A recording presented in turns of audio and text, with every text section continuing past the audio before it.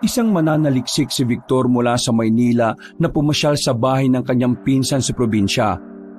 Dahil perpekto ang lugar na yon para magsaliksik, kung ano-anong bagay ang kanyang pinakialaman. Habang naglalakbay sa gitna ng kagubatan, meron siyang nakitang isang lagusan. Isang lagusan na parang papunta sa ilalim ng lupa. Pumasok siya roon, at sa hindi inaasahang pagkakataon, meron siyang natuklasan. Ang bagay na yon ay ang siyang maglalagay sa kanya sa panganib. Naluklok siya sa isang responsibilidad na hindi naman niya talaga ginusto. Mabuti na lamang tutulungan siya ng kanyang labandera na si Magda. Isang babae na akala niya noong una ay paglalaba lang ang inaatupag. Ngunit isa pala itong veteranong manunugis at birador sa gabi. Tuturuan siya nito kung papaano makikipaglaban. Pero sa huli, mapagtatanto ni Victor na ang bagay na kanyang nakuha ay hindi pala para sa kanya. Yung pala ay para talaga sa babaeng si Magda. Ano nga kaya ang mangyayari sa buhay ni Victor sa oras na masangkot siya sa isang nakakakilabot na gulo? Makabalik pa nga kaya siya sa Maynila? O kagaya ng ibang biktima, magiging pataba na lamang siya sa lupa habang unti-unting kinakain ng mga uod? Isa na namang bagong kwentong dapat nating abangan. Makinig at maging mapanuri. Damhin ang ating bagong tampok na kwento. Dito lang sa ating nag-iisang tambayan, ang mga kwento ni Kabanong.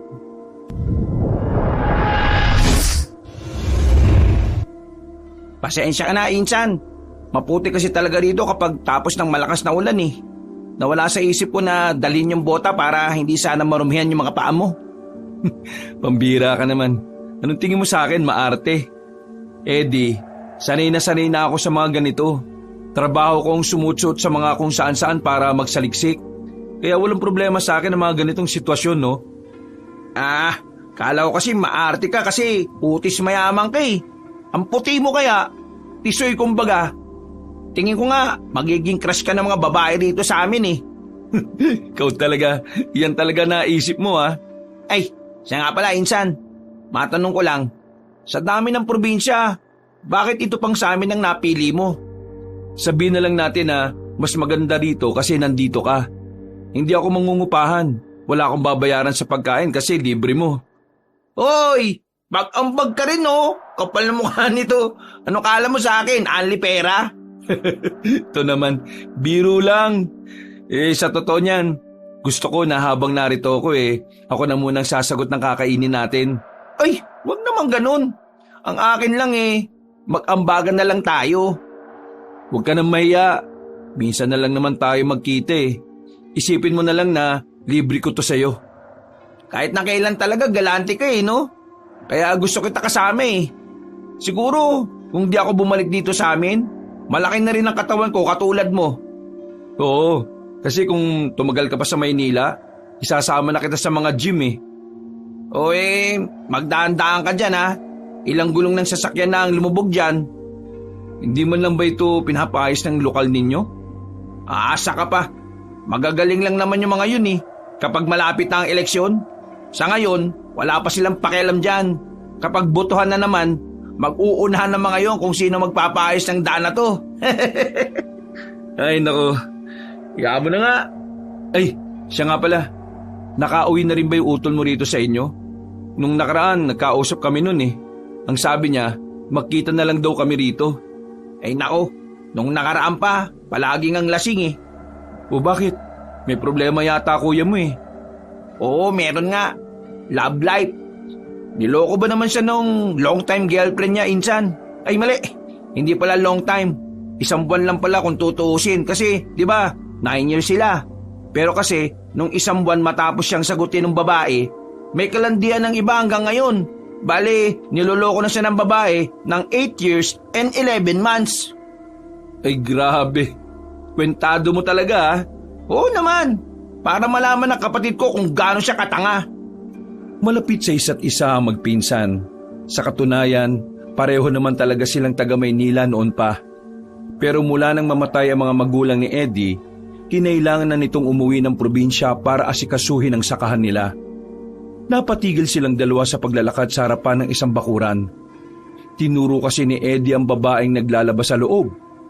Isang babaeng maganda, maputi, makinis ang balat, at talaga namang kahit na sinong lalaki, magiging pantasya ang babaeng yon.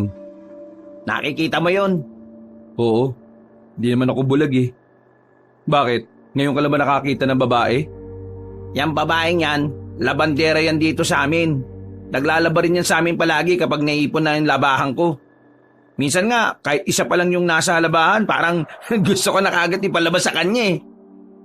Manyakis. Aray, mukha batok naman to oh. Tigil mo nga yung ganyang ugali mo ha. Nagtatrabaho ng marangal yung tao, minamanyak mo. Anong minamanyak? Natutuwa lang ako sa kagandahan at kasipagan niya, no?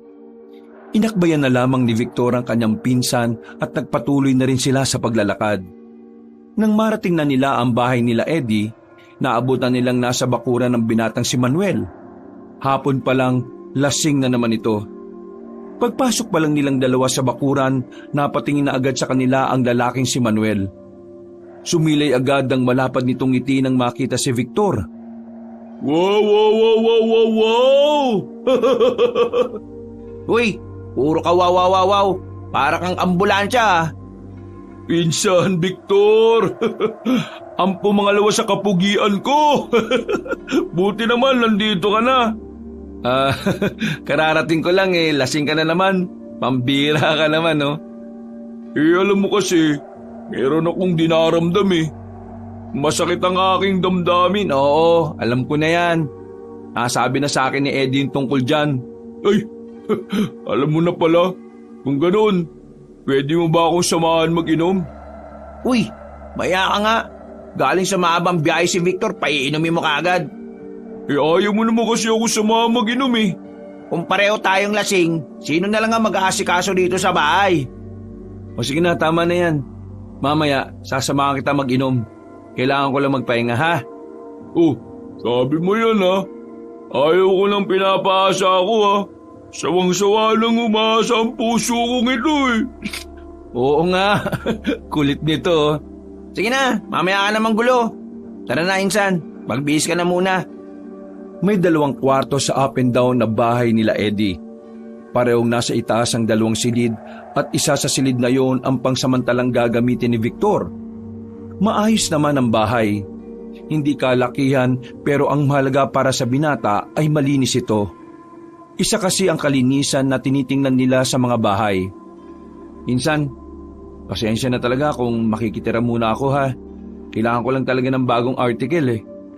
Napag-iiwanan na ako ng mga kasama ko sa trabaho. O naman, ayos lang naman na narito ka no. Nakakasawa na rin mukha ni Kuya rito sa bahay. Tsaka, hindi ka naman ibang tao sa amin eh. Noong mga bata tayo, parang magkakapatid na tayo. Maraming salamat ha. The best ka talaga. Yung ginagawa mo, pwede ba akong sumama dyan minsan kapag wala akong ginagawa? Oo naman no. Wala namang problema kung may kasama eh. Mas maganda pa nga para hindi nakakabagot. Di ba yung trabaho mo kung saan-saan ka na lang nakakarating? Oo. Nung nakaraan nga, sa mga isolated area ko, tipong hindi na naabot ng modernisasyon. Naku, delikado pala trabaho mo, insan. Minsan ba hindi ka natatakot? Kasi alam mo ba yung mga kwento-kwento tungkol sa mga taong hindi na nakakalabas kapag nasa liblib? Yung mga taong kinukuha ng aswang? Oo, aware naman ako sa mga ganyan, insan.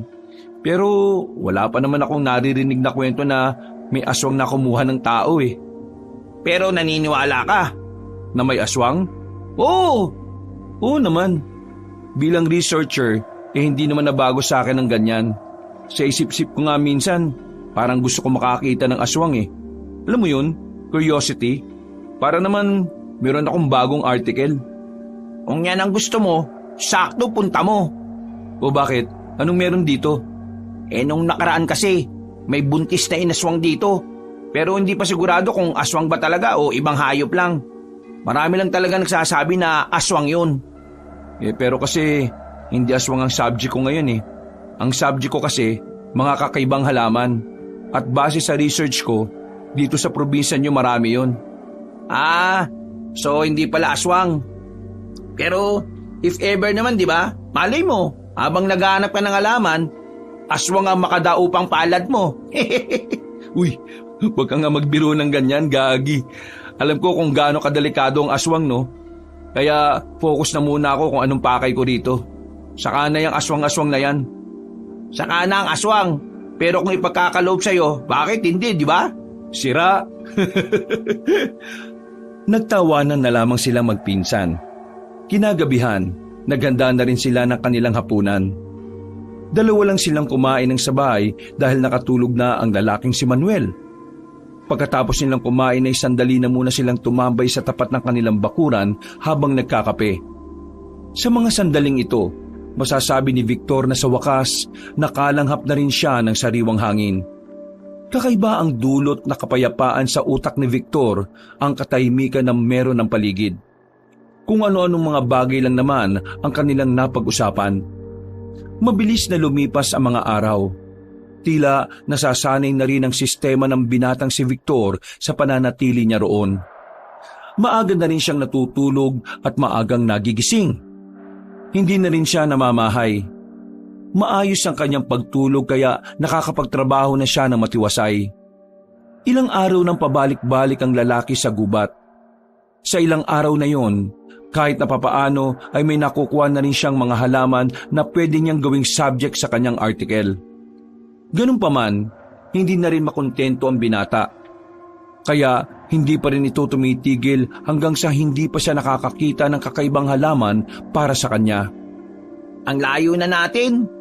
Pahinga na muna tayo. O sige. Nakakalimutan ko. Hindi ka nga pala sanay sa mga ganitong lakad.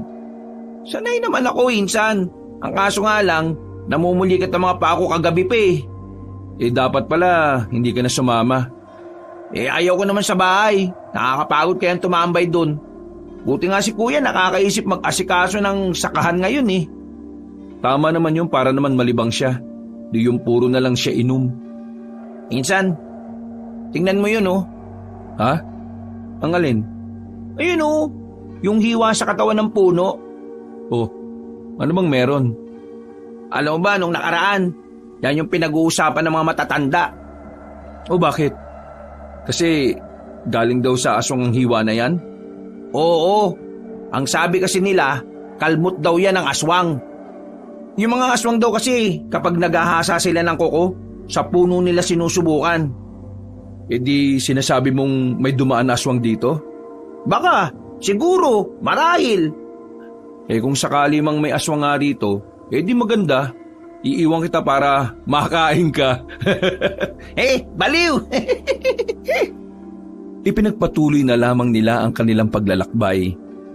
Dakong 5:00 na ng hapon nang makaisip silang bumalik. Malapit na rin kasing sumapit ang kinagabihan. Ayon kay Eddie, mas mahihirapan na silang makabalik kung aabutin sila ng dilim sa gabi. Pero ang totoo, nababahala lang talaga ito sa mga aswang. Sa kanilang paglalakad, isang matandang lalaki ang kanilang nakasalubong. Ang matandang lalaki na yon ay may bitbit na isang sako. Sa unang tingin, aakalain ng matandang lalaki ay mangangalakal lang. Kaya hindi naman sila nagkaroon ng kahit na anong pangamba. Kayong dalawa, anong ginagawa niyo sa kagubatan sa ganitong oras? May ginagawa lang po kami para sa article na kailangan kong buuin. Kayo po, bakit po kayo nandito? Wala po ba kayong kasama? Napatingin sa kanilang dalawa ng seryoso ang matanda. Sa puntong ito, nakaramdam na rin ng kaunting pagkailang ang magpinsan. Ang kagubatan na ang nagsisilbi kong tirahan. Ang mabuti pa, umalis na kayo rito. Umuwi na kayo kung saan man kayo nakatira. Pauwi na rin po talaga kami. Ang kaso nga lang, medyo naliligaw po yata kami. Taga saan ba kayo? Taga Baryo Manikad po. Baryo Manikad? Ang baryo sa dulo ng kagubatang ito? Sige, lakarin nyo lang ito ng diretso. Kapag meron na kayong nakitang ilog, tawirin nyo. Tapos kakaliwa kayo. Mas malapit ang daan doon kumpara sa karaniwang dinaraanan ng mga tao mula rito. Naku, maraming salamat po sa inyo. Pero sigurado po ba kayong ayos lang kayo? Huwag niyo akong intindihin.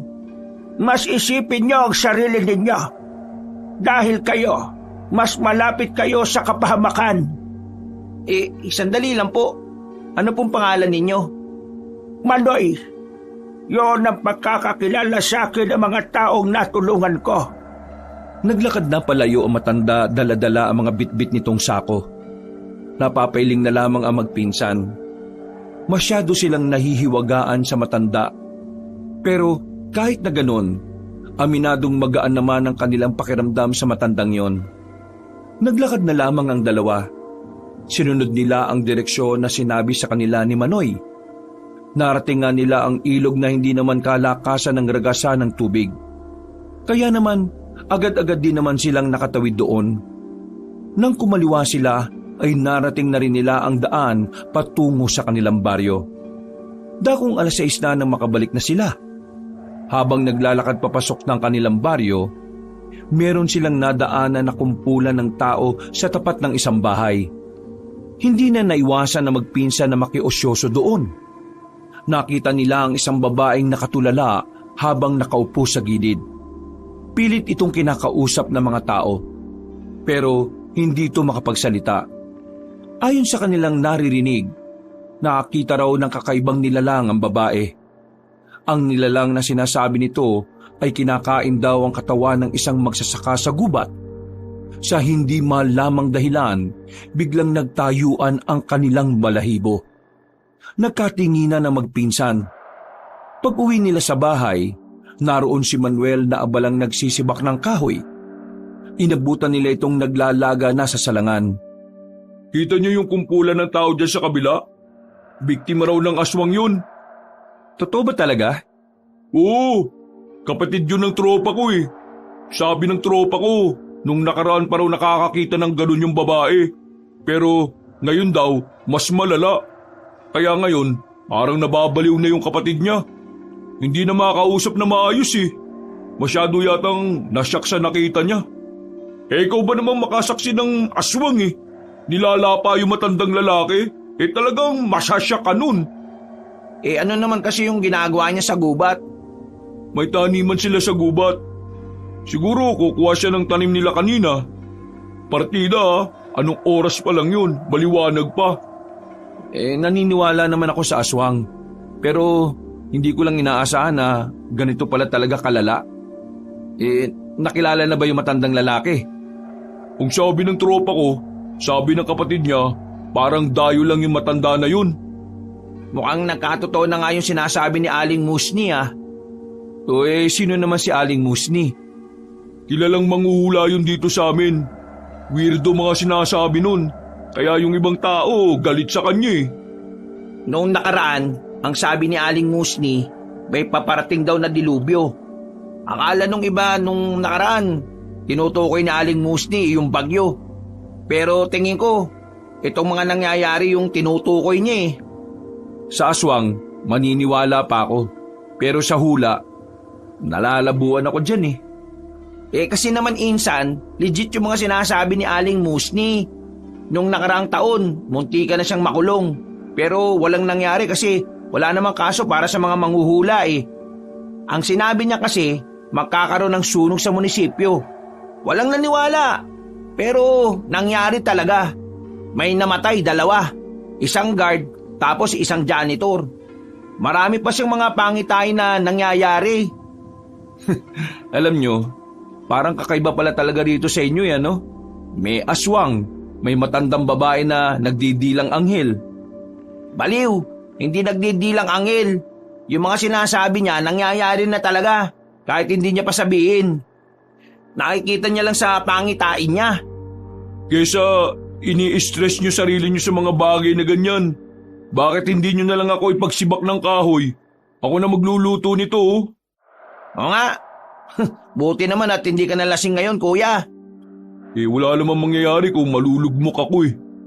Kung masaya na siya sa iba, bahala na siya sa buhay niya. Yan ang gusto ko sa iyo, insan. May planong makamove on. Makalipas ang ilang minuto ay sabay-sabay na rin silang kumain. Napatigil lang sila nang biglang may kumatok sa pintuan. Pagbukas ni Eddie, nakita nila ang babaeng si Magda. May daladala pa itong planggana na stainless. Nasamit pa si Eddie sa kinakain nito nang makita ang pawisang itsura ng dalaga. Dumaan lang ako dito para sabihin sa inyo, bukas ay maaga ako maglalaba rito sa inyo. Nakita ko kasi yung mga labahan niyo sa labas eh. Malapit nang maging bundok. Oo. Buti naman at napadaan ka. Pupuntahan pa nga sana kita sa inyo mamaya para sabihan ka eh. Mukhang may bagong mukha sa inyo ah. Oo. Si Victor, pinsan namin. Victor? Hello. Magandang gabi. Ngumiti lang ang dalaga kay Victor. Makikipagkamay pa sana si Victor kaso bigla na lamang humarang sa kanya ang binatang si Eddie. O sige na, atid na kita sa inyo kasi gabi na eh. Alam mo naman na may mga kumakalat na kwento ngayon tungkol sa mga aswang. Sinamahan na ni Eddie ang babae palabas ng kanilang bakuran. Natatawa na lamang si Manuel kay Victor. Nahunahan ka. Babagal-bagal ka kasi. Hindi naman ako interesado, no? Makikipagkamay lang naman ako bilang respeto na dumaan siya rito at nakipagkilala. Utot mo, Blue.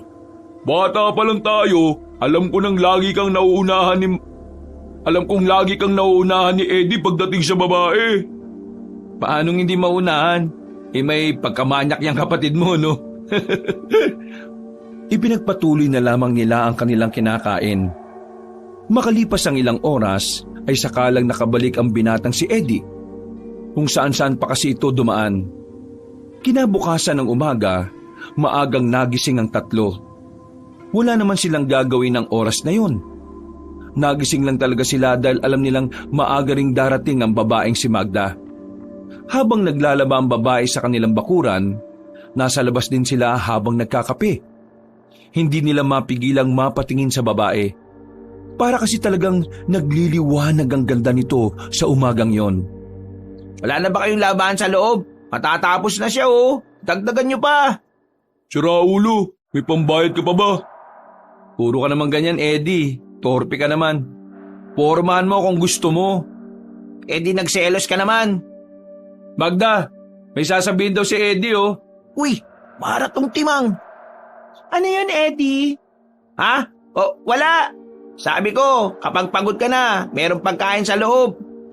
Ayos lang ako. Patapos na rin naman ako eh. Maraming salamat. Siniko na lamang ni Eddie si Victor. Hindi nagtagal, natapos na rin ang paglalaban ng dalaga. Nang palis na yon, isinama ni Eddie si Victor para sundan ng dalaga. Pareho kasing kinain ng kurisidad ang dalawa kung saan ba talaga nakatira si Magda. Pero nang lumiko na yun sa kaliwang kanto, laking pagtataka nila dahil bigla na lamang itong nawala. Uy, nasaan na yun? Bagal mo kasi maglakad eh. Tara, umuwi na nga lang tayo. Marami pa akong i-edit. Napapailing na lamang si Victor. Inatupag na lamang nito ang ginagawa nitong article. Maghapon na naging abala si Victor. Ni hindi na nga rin siya nakasabay sa hapunan ng magkapatid. Pagbaba niya ng sala, wala si Eddie at Manuel. Sinilip niya yon sa labas pero wala pa rin. Babalik na sana siya sa loob nang makakita siya ng asong itim sa gilid. Nakatingin yon sa kanya na parabang kinikilala siya. Uy aso, sinong amo mo? Tumahol ng isang beses ang aso. Napangisi na lamang si Victor at sandaling natawa. Kung makatahol, akala mo naman talagang naiintindihan niya ako. Hindi inaasahan ni Victor ang sumunod na ginawa ng aso. Bigla na lamang kinuha ng aso ang tsinelas niya na nakalagay lang sa gilid. Dali-dali niyang hinabol ang aso sa pagbabaka sakaling masundan niya ito. Sa kakasunod niya, hindi na niya namalayang napapalayo na pala siya sa kanilang tirahan. Nakarating siya sa kagubatan. Nakita niya ang aso na pumunta sa likuran ng malaking puno. Kahit na medyo kinakabahan dahil sa pag-aakalang merong mga ahas doon, tumuloy pa rin siya para sa kanyang tsinelas. Mahal na mahal niya kasi ang tsinelas na yon dahil bigay pa yun sa kanya ng kanyang ina. Pambira namang ason to. Tinutukan niya ng daladalang cellphone ang likuran ng puno. Nakita niya roon na parang may hinukay ang aso na isang butas. Natatakpan lamang yon ng dahon ng saging. Nang alisin ni Victor ang dahon, nakita niyang parang may lagusan papunta sa ilalim. Nung una, nagdadalawang isip pa siyang puntahan yon. Pero dahil na rin sa kanyang labis na kuryosidad, hindi na niya napigilan na kanyang sarili. Bumaba siya roon. Hindi na sumasagi sa isipan niya ang maaaring panganib na naghihintay sa kanya. Nang makababa siya, tinutukan niya ng ilaw ang loob. Para itong isang tunnel at gaya ng mga dinadaanan ng mga Hapon nung panahon ng gera. Teka, kakaiba to ah. Nagsimulang maglakad ang lalaki. Daan-daan niyang tinahak ang daan hanggang sa marating na nga niya ang isang malawak na parang silid. Sa gitna nito, merong isang pintuan na bakal. Nang itulak niya yon, nagtataka siya dahil bukas ang pintuan. Lumingon-lingon siya. Wala naman siyang nakikitang ibang tao. Pinagpapawisan na siya nung mga sandaling yon. Hindi dahil sa init, kundi dahil sa tensyon na nararamdaman niya. Pagpasok niya sa loob, nagulat siya nang biglang magbukas sa mga lampara na nakadikit sa pader. Dito na siya naghinala na baka bukod sa kanya, meron pang naroroon. Sinong nandyan?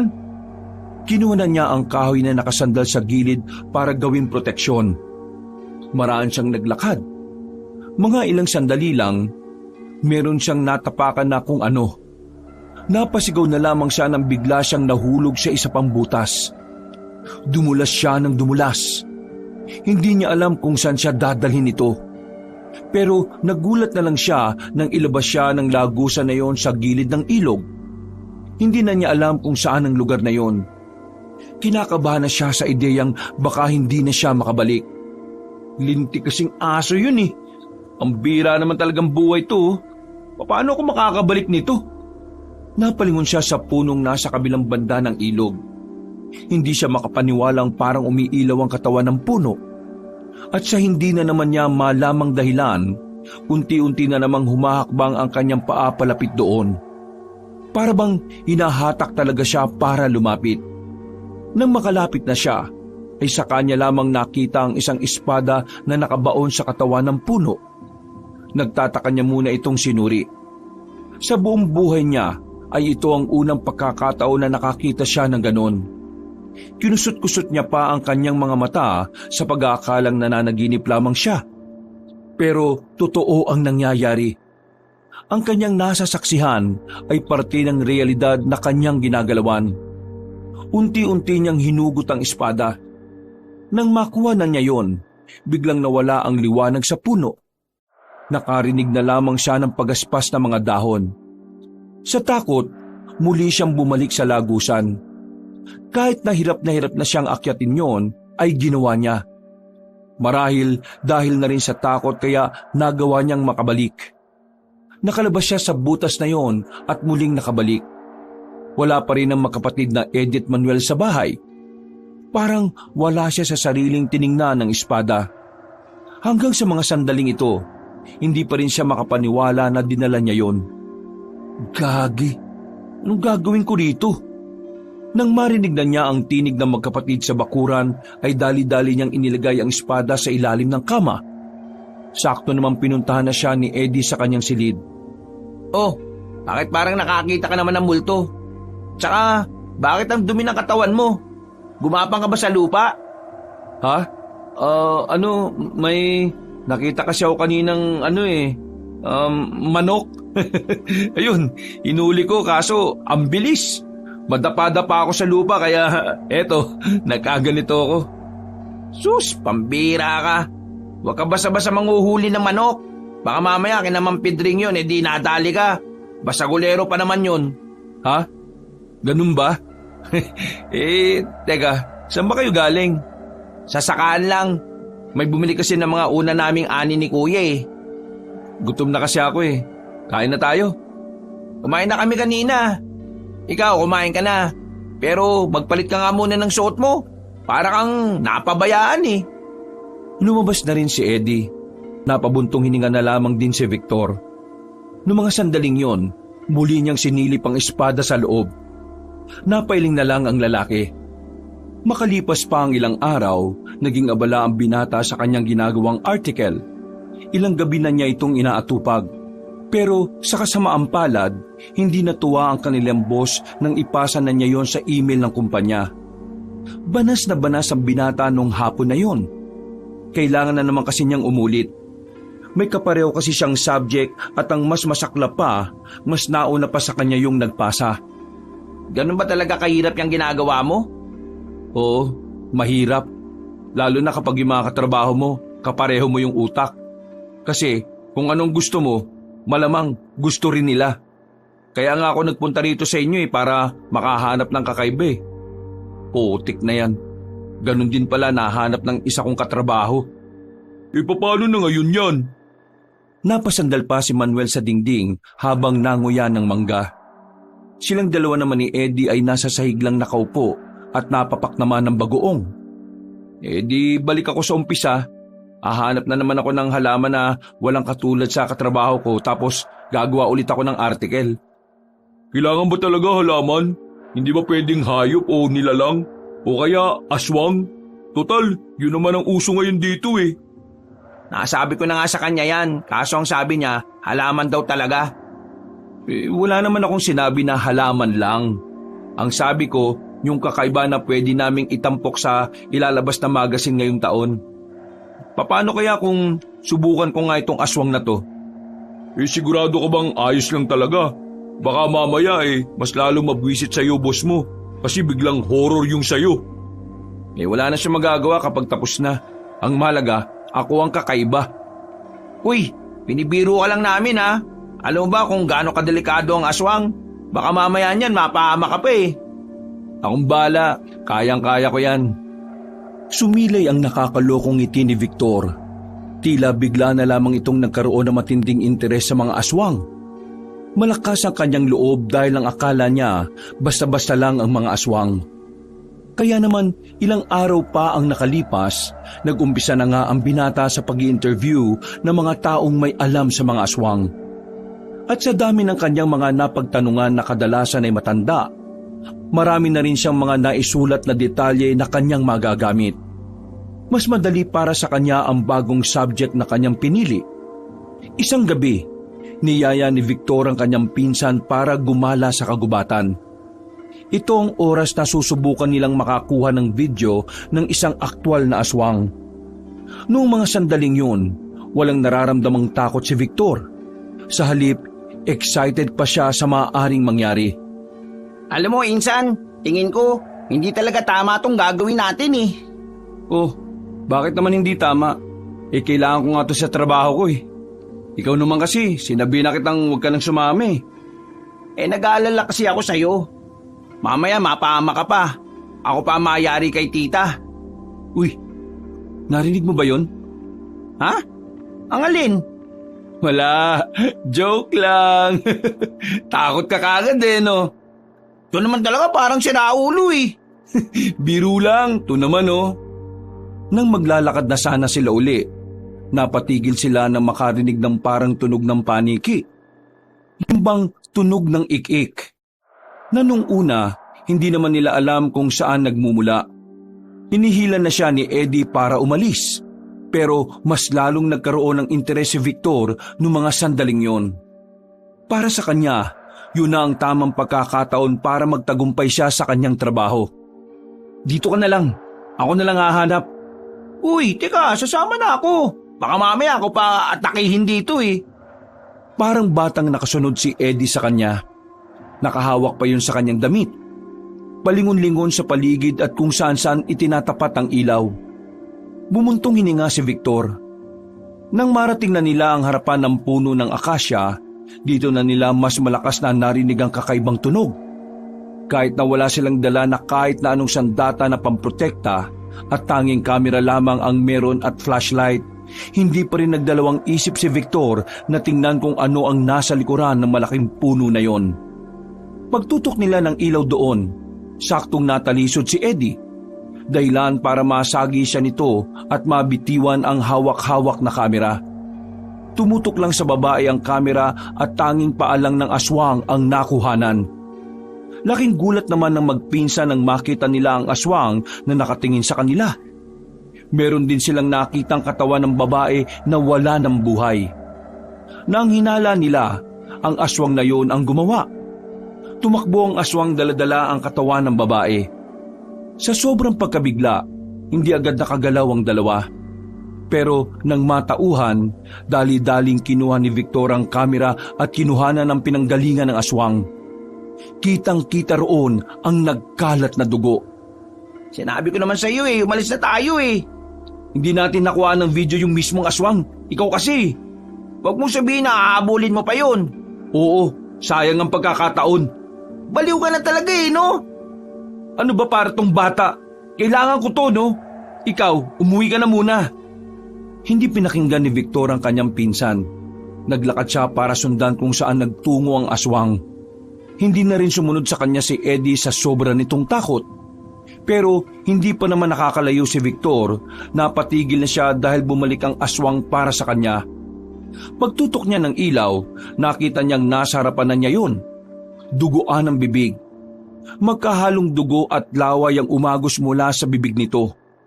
Kitang-kita niya rin ang mahahaba nitong pangil. May pagkakataon na sana siyang tutukan ng video ang aswang, pero hindi niya inakala na kakaibang kilabot ang kanyang mararamdaman. Kilabot na tila nagpatigil ng utak niya. Kilabot na talagang naghubad ng tapang sa katawan niya. Hindi niya tuloy nakunan ng video ang nasa harapan niya. Akmang lalapit na sana sa kanya ang aswang nang biglang merong dumating. Isang babaeng nakasuot ng kulay itim at nakatakip ng muka. May dala-dala itong espada na siyang ginamit nito para tagain ang aswang. Tinamaan ng aswang sa likuran. Dahil sa takot na mamatay, mabilis na gumapang ang aswang papalayo. Noong mga sandaling yon, saka lamang natauhan ng lalaking si Victor. Nang tutukan na niya ng ilaw ang babae, bigla na lamang itong umalis. Pero agad-agad niya itong hinabol. Sandali! Tumigil ang babae pero hindi man lang ito lumingon sa kanya. Sino ka? Anong pangalan mo? Hindi sumagot ang misteryosang babae. Umalis na rin ito. Sinubukang habulin ulit ni Victor ang babae pero bigla na lamang itong naglaho. Sa halip na hanapin pa, ay naisipan na lamang niyang bumalik. Binalikan niya si Eddie na sa mga sandaling yon ay nanatiling naghihintay sa kanya. Ikinuwento niya ang mga nangyari. Mas lalong nawindang ang kanyang pinsan. Lalong nadagdagan ang dahilan ni Eddie para wag nang ipagpatuloy kung ano man ang gustong gawin ni Victor. O di ba? Muntikan ka pang mamatay? Ang kulit-kulit mo kasi. Kala mo kasi laro-laro lang ang aswang eh. Victor, researcher ka rin naman. Sana inalam mo muna kung gaano sila kabangis. Mas mataas pa sila sa hayop, no? Oo na. Wag mo na ako sermonan. Naririndi na ako eh. Nakalabas na sila ng kagubatan ng mga sandaling yon. Naglalakad na lamang sila sa gilid ng kalsada at tanging sila na lamang ang maingay ng mga sandaling yon. Sermonan talaga kita kung ganyan katigas ang ulo mo. Insan, desperado na ako. Kapag wala akong naipasa this month na medyo maganda at kakaiba, baka maibaba ako ng posisyon. Mahalaga kasi sa akin kung nasaan man ako ngayon. O sige, ganito na lang. Sa susunod na lakad ko, kahit nag-aalala ka sa akin, huwag ka na lang sumama, ha? Baliw ka ba? Sa amin ka nakatiri. Kahit na hindi kita samahan, kapag may nangyaring masama sa'yo, kargo ka namin. Di uupan na lang ako ng bahay. Hindi naman kita pinapaalis eh. Para ka naman si Raulo oh. Para nga wala ka nang intindihin pa. Isa pa, trabaho ko naman ito eh. Ayaw ko rin namang may ibang madamay dahil lang sa trabaho ko. Ay naku, bahala ka na nga sa buhay mo. Binilisan na lamang ni Eddie ang paglalakad nito. Napapailing na lamang din si Victor. Nakauwi naman sila ng maayos ng gabing yon. Nagtataka pa sa kanila si Manuel kung bakit hindi sila nagpapansinan. Kaya naman hindi na napigilan ni Victor na ikwento ang nangyari. Kahit ang binatang si Manuel, hindi na rin sang-ayon sa ginagawa niya. Mas iniisip din ito ang kanilang kaligtasan. Pero dahil mas mahal ni Victor ang trabaho niya kaysa sa kanyang sariling buhay, hindi niya pa rin pinakinggan ang sinasabi ng magkapatid. Tumungo na lamang siya sa kanyang kwarto at saka muling sumilip sa ilalim. Bigla na lamang niyang naisip na mas mainam na dinadala niya yun kapag lalabas siya ng gabi. Lalong-lalo na kung pupunta siya sa kagubatan. Pakiramdam niya kasi ay magagamit niyang espadang yon laban sa mga aswang. Tama, kailangan ko nga to. Madali lang naman to gamitin eh. Taga-taga lang. Huminga siya ng malalim. Muli niyang ibinalik ang espada sa ilalim ng kama at nahiga na lamang. Muli na naman bumalik sa kanyang isipan ng babaeng nagligtas sa kanya. Nanghinayang siya dahil hindi niya man lang nalaman kung sino yon. Pilit na lamang niyang inaalis sa kanyang isipan yon. Kinuha na lamang niya ang kamera at binuksan ang kanyang laptop.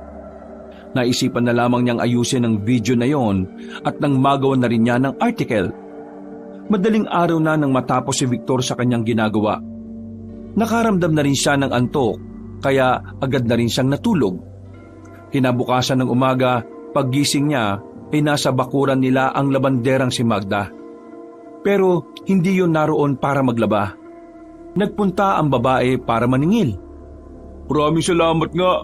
Huwag kang mag-alala. Palagi kaming magpapalit ng damit para mas dumami agad ang labahan namin. Nako, hindi nyo naman kailangan gawin yun eh. Kung kailan kailangan nyo nang magpalaba, saka lang kayo magpalaba. Kung gusto nyo ako makita, nandito lang naman ako lagi sa baryo Manikad. Pero saan ka ba talaga nakatira? Para naman napupuntahan ka namin. Di ba, Insan? Ha? Oo. Napatingin si Victor sa babae. Sa hindi malamang dahilan, ay parang meron siyang kakaibang naramdaman na magtama ang kanilang mga mata. Para bang pamilyar sa kanya ang tingin na yun. Pasensya na kasi hindi ko talaga kayang sabihin. Baka kasi magalit ang mama ko. Ah, ganun ba? Di mo pwede sabihin kung saan ka nakatira? Oo eh. O paano? May pupuntahan pa kasi ako. Naglakad na palabas ang dalaga. Sinundan naman yun ni Victor. Hindi niya rin alam kung bakit basta pakiramdam niya kailangan niyang makausap ang dalaga. Nang maabutan niya ito ay agad niya itong tinawag. Magda? Oh, pinsan ni Manuel at Eddie. Bakit? May kailangan ka ba sa akin? May gusto lang sana akong itanong sa'yo. Itanong? Tungkol naman saan? Nagpunta ka ba ng gubat kagabi? Sa gubat? Hindi. May dapat pa akong gawin sa gubat? Hindi ko rin alam. Para kasing pamilyar yung aura mo sa akin eh. Baka kasi lagi mo na ako nakikita. Hindi eh. Parang ano talaga eh. Basta. May sasabihin ka pa ba? Aalis na kasi ako. Maraming aswang ngayon na gumagala. Nabalitaan mo na ba yung mga nangyari? Yung may babaeng nawawala raw na kinuha umano ng aswang? Oo. Yun nga ang sinasabi ko. Gusto sanang sabihin ni Victor ang mga nasaksihan nila ni Eddie, pero naisip niyang ipagpaliban na lamang ito. Hindi rin naman kasi siya sigurado kung si Magda nga ang nagligtas sa kanya. Huwag ka mag-alala, hindi naman uubra sa akin ng mga aswang eh. Hampasin ko lang ng tabla at palanggana ko yon. Wala na silang sinabi. Tinapik pa siya ni Magda at saka nagpaalam na rin sa kanya. Napapailing na lamang din si Victor. Hindi niya kasi talaga malaman kung ano nga ba talaga ang kakaiba sa babae. Pakiramdam niya, meron talaga siyang dapat na malaman. Pagdating ng tanghali, natagpuan na ang bangkay ng babae na nakita nila ni Eddie na nilalapa ng aswang. Brutal ang ginawa ng aswang sa babae. Ayon sa usap-usapan, wala nang kanang kamay ang babae. Hindi na rin daw makilala ang mukha nito. Ang balitang yun ay nagdulot ng kakaibang takot sa mga mamamayan. Dahilan parang iba ay maglagay na rin ng kung ano-anong pangontra sa kanilang kabahayan. Pero kahit ano pa mang isabit nila sa labas, nagpatuloy pa rin ang pambibiktima sa mga sumunod na araw. 1 linggo na ang nakalipas ay 2 babae ulit ang natagpuang wala ng buhay. Brutal din ang pagkamatay ng 2. Gaya ng nauna, wala na rin itong mga laman loob. Ang mga pangyayaring yon ay nakatulong sa ginagawang article ng binata. Pero kahit na napapaganda ang trabaho niya, hindi niya maiwasang hindi mabahala. Naawa rin siya sa mga biktima na magiging parte ng kanyang ginagawang article. Magkakasamang kumain ng 3 binata sa bakuran nila noong gabi. Doon nila naisipang kumain dahil mas gusto nila ang panahon sa mga sandaling yon. Malamig na kasi ang simoy ng hangin. dahil ilang buwan na lang ay magpapasko na ulit. Tahimik lamang si Eddie. Napansin naman din ni Manuel na ganun din si Victor. Ilang araw na rin kasing hindi nagpapansinan ng dalawa. Para kayo mga timang, bakit hindi kayo magpansinan nasa isang bahay lang naman tayo? Tanong mo dyan sa pinsan nating matigas ang ulo. Galit ka pa rin ba sa akin? Hanggat hindi mo tinitigilan ng aswang-aswang na yan, hindi mawawala inis ko sa'yo. Nag-aalala lang naman kasi si Eddie sa'yo, Victor. Balik ka na lang kasi ulit sa halaman, wag na sa aswang. Baka mamaya, mauna ka pang mamatay kaysa makamove on ako sa panluloko sa akin Ang layo na kasi ng naumpisan ko. Nakakapanghinayang kung magsisimula na naman ako sa umpisa. Di nyo ko maintindihan kasi wala naman kayong ideya kung gaano kahirap ang trabaho ko O di ba? Ganyan katigas ang ulo niyan. Uhaw na uhaw sa posisyon Uy, bibig mo nga. Ganun talaga kapag palaging may gusto kang patunayan sa tatay mo.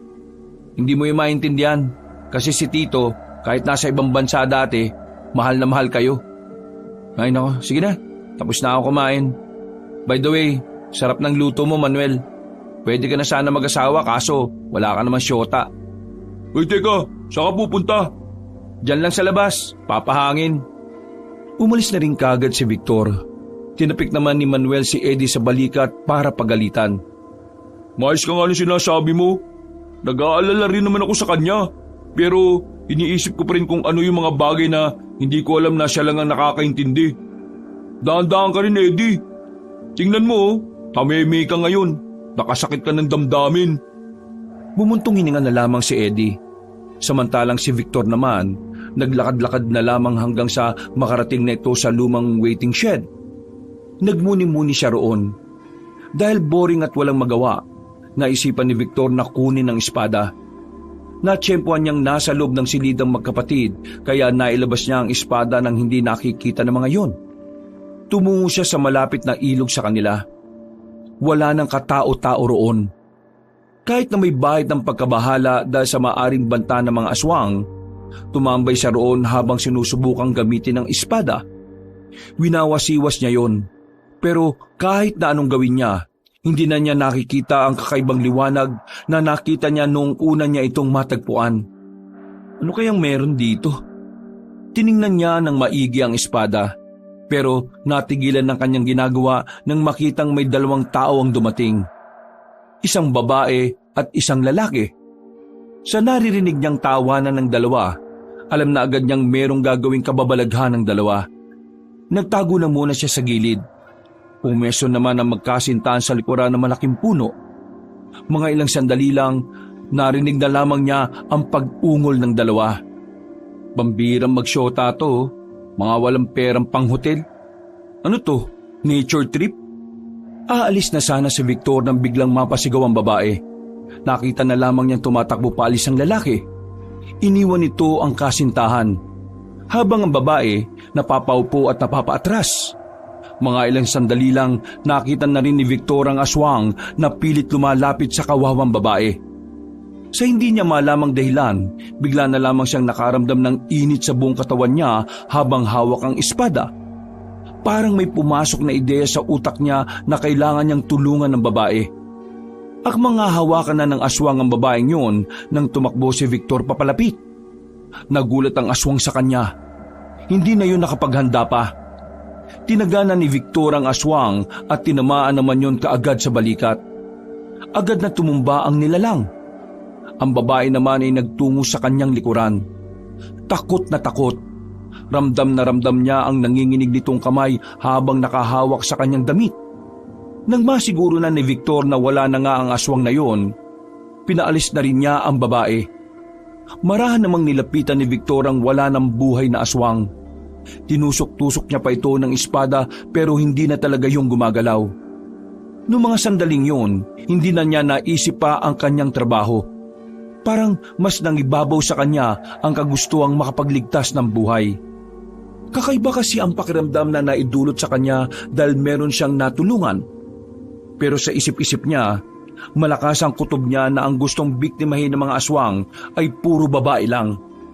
Pinunasan na muna niya ang espada na hawak niya. Saka na rin siya umalis sa lugar na yun. Nang makabalik na siya sa kanilang bahay, nagulat siya nang buksan niya ang pinto.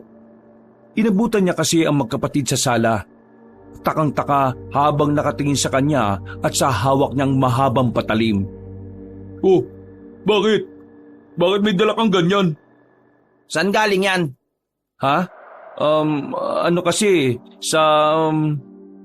Wala na siyang takas pa kaya naisip niyang sabihin na lang sa magkapatid ang totoo. Tutal, hindi na rin naman niya kayang itago pa sa dalawa ang tungkol sa mahiwagang espada na yon. Hindi makapaniwala si Eddie at Manuel sa kanilang nalaman. Magkahalong pagkamangha at pangamba ang naramdaman ng dalawa. Di kaya para naman talaga sa yung espadang yan? Kasi dinala ka ng aso dun para makita yun eh. Ha? Anong gagawin ko dito? Malamang, gagamitin mo laban sa mga aswang. Teka. Ibig ba nitong sabihin, ako ang kakalaban sa mga aswang? Eh bakit? Natatakot ka ba? Eh di ba, yun naman ang gusto mo? Oo, baka mamaya magkainitan na naman kayo ah. Pero Victor, ano bang nararamdaman mo? Hindi ko alam eh. Kanina kasi habang hawak ko to, alam mo yung pakiramdam na kapag lasing ka, ang tapang at ang lakas ng loob mo? Ang pagkakaiba nga lang, kanina nasa katinuan ako. At alam ko na delikado ang gagawin ko pero ginawa ko pa rin. Basta, wala akong kakabaka kanina eh. Umupo na lamang din si Victor sa sofa. Inilapag nito sandali ang espada sa gilid. Napatay mo ba yung aswang? Oo, napatay ko. Buti nga nakita ko eh. Kasi kung hindi, baka yung babae yung namatay. Siraulo yung kasama niyang lalaki eh, iniwan siya. Natigil ang kanilang usapan nang biglang dumating si Magda. Agad namang itinago ni Victor ang kanyang espada. Nagtataka ang tatlo kung ano ang ginagawa ng babae sa ganoong oras. Kadalasan kasing naglalabas sa kanila si Magda kapag umaga o kaya naman sa tanghali. Lumapit sa kanila ang babae, pero hindi pala yun nagtungo para maglaba. Talagang sinadya nito ang binatang si Victor. Magandang gabi sa inyo. Pwede ko ba makausap si Victor? Oo, nandito. Oy, Victor! Nahanap ka ni Magda? Babagal-bagal ka kasi. Ayun tuloy, naunahan ka tuloy ni Victor. Pakialam ko dyan. Di na ako interesado. Bakit? Anong pag-uusapan natin? Pwede bang sumama ka sa akin? Gusto ko sanang tayo lang ang mag-uusap. Sige na, sumama ka na, kunwari ka pa eh. Sige na, o Magda, usap muna kayo. Dito lang kami sa loob. Tinulak na ni Manuel si Victor palabas. Isinarado naman ito ang pintuan. Napapakamot na lamang si Victor sa kanyang ulo. Ano bang gusto mong itanong o pag-usapan natin? Sumunod ka sa akin. Meron tayong pupuntahan. Nauna nang naglakad ang babae. Gabi na at madilim na ang ilang parte ng kanilang nadadaanan. Medyo nababahala si Victor. Pakiramdam niya kasi anumang oras ay maaring may umatake sa kanilang aswang. Nagiging tamang hinala na siya na baka gantihan siya ng mga yon. Malayo-layo na sila kaya hindi na nakatiis pa si Victor. Tumigil na ito sa paglalakad. Maglalakad na sana siya pero bigla siyang hinila ni Magda papunta sa gilid kung saan wala nang makakakita sa kanila. Malakas siya nitong dinikit sa pader. Nagulat na lamang si Victor nang biglang may nakatutok na sa leeg niya na isang punyal. Sa isang iglap, parang nagbagong tingin niya kay Magda. Ang dating maamo, mainhin at palangiting babae, tila naging amaso ng palaban.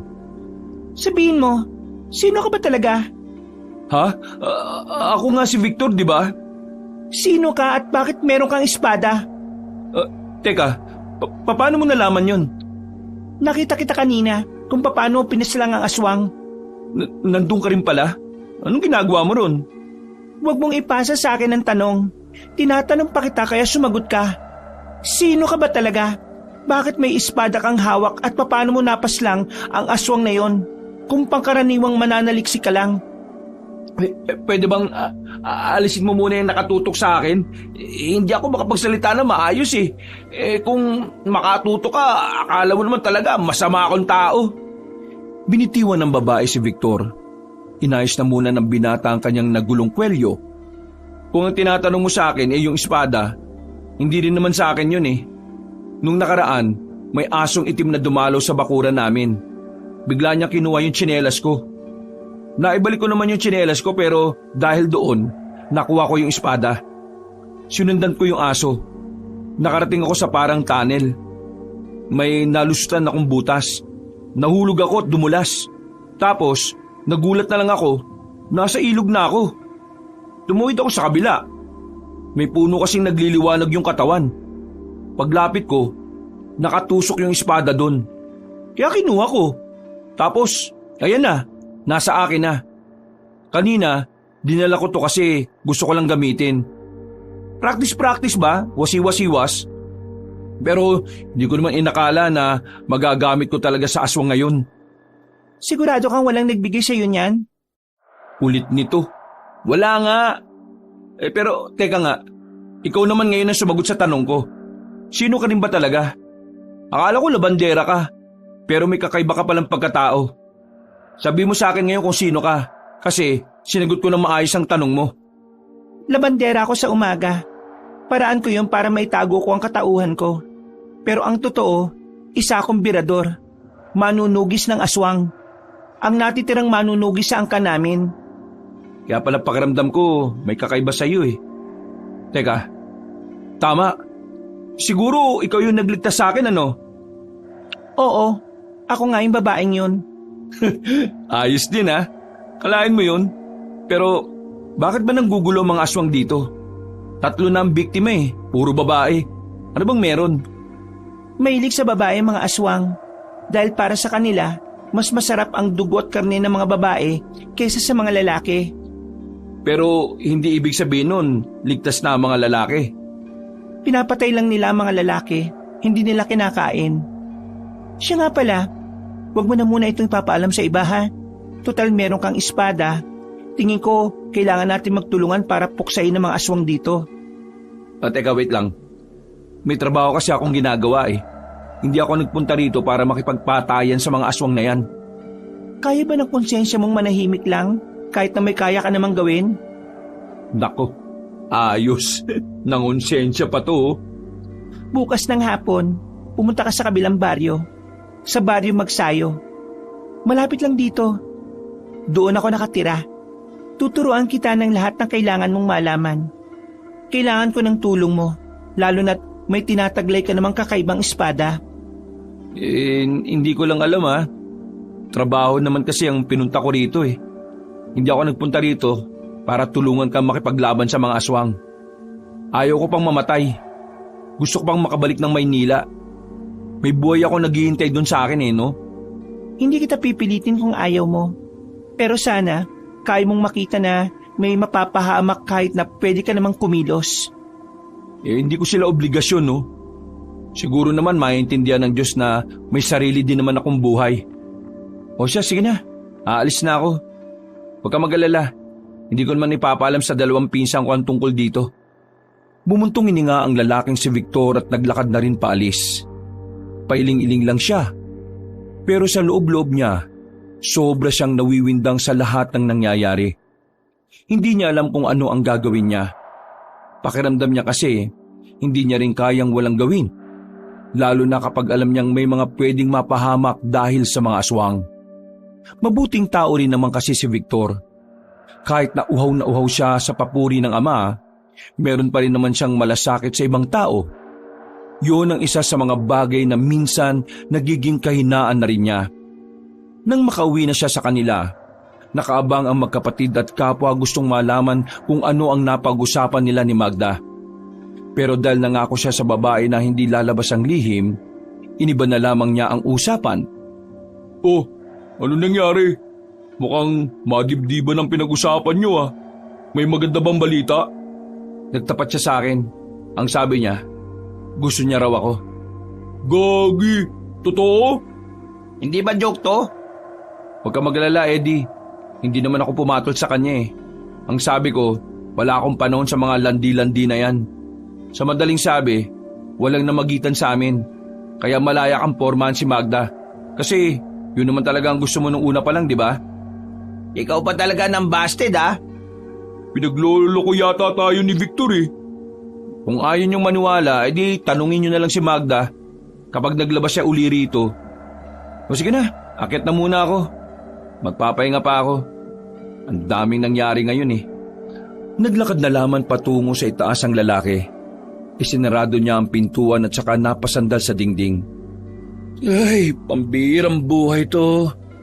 Gusto ko lang naman gumawa ng article. Pero kung ano-ano nangyari sa buhay ko, parusa ba to? Muli na naman niyang kinuha sa ilalim ng kama ang espada. Pinagmasdan niya ito na matagal. Sinuri ang disenyo. Sa nakikita niya, halata niyang ginamit na yon ng ibang tao. Marami-rami na rin kasi ang mga gasgas. Tumaan pa ang mga araw, tuluyan na ngang nawili ang binatang si Victor sa usaping aswang. Sa katunayan, unti-unti na niyang nakakalimutan ang tunay na dahilan kung bakit siya naroroon. Madalas, tuwing lalabas siya ay para lang makipagkita kay Magda. Yun ay dahil nagsasanay silang dalawa na mga bagay na hindi pa nalalaman ni Victor. Mag-iisang buwan na nilang ginagawa yon.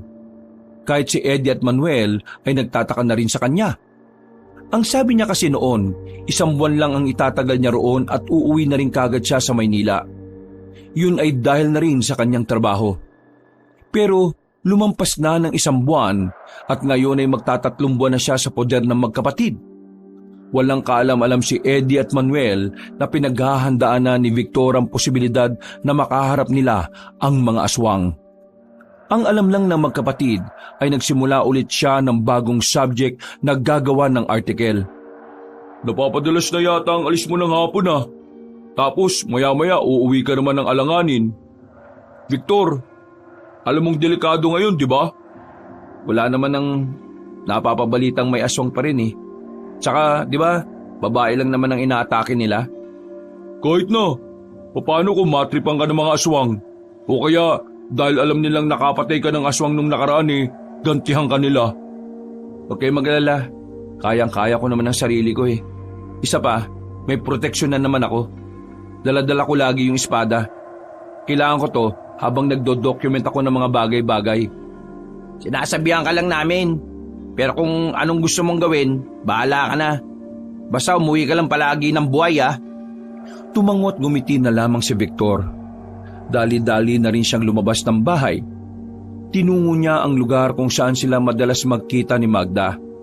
Pero hindi pa man siya nakakarating doon, narinig na niya ang tinig ng kanyang pinsan na si Eddie.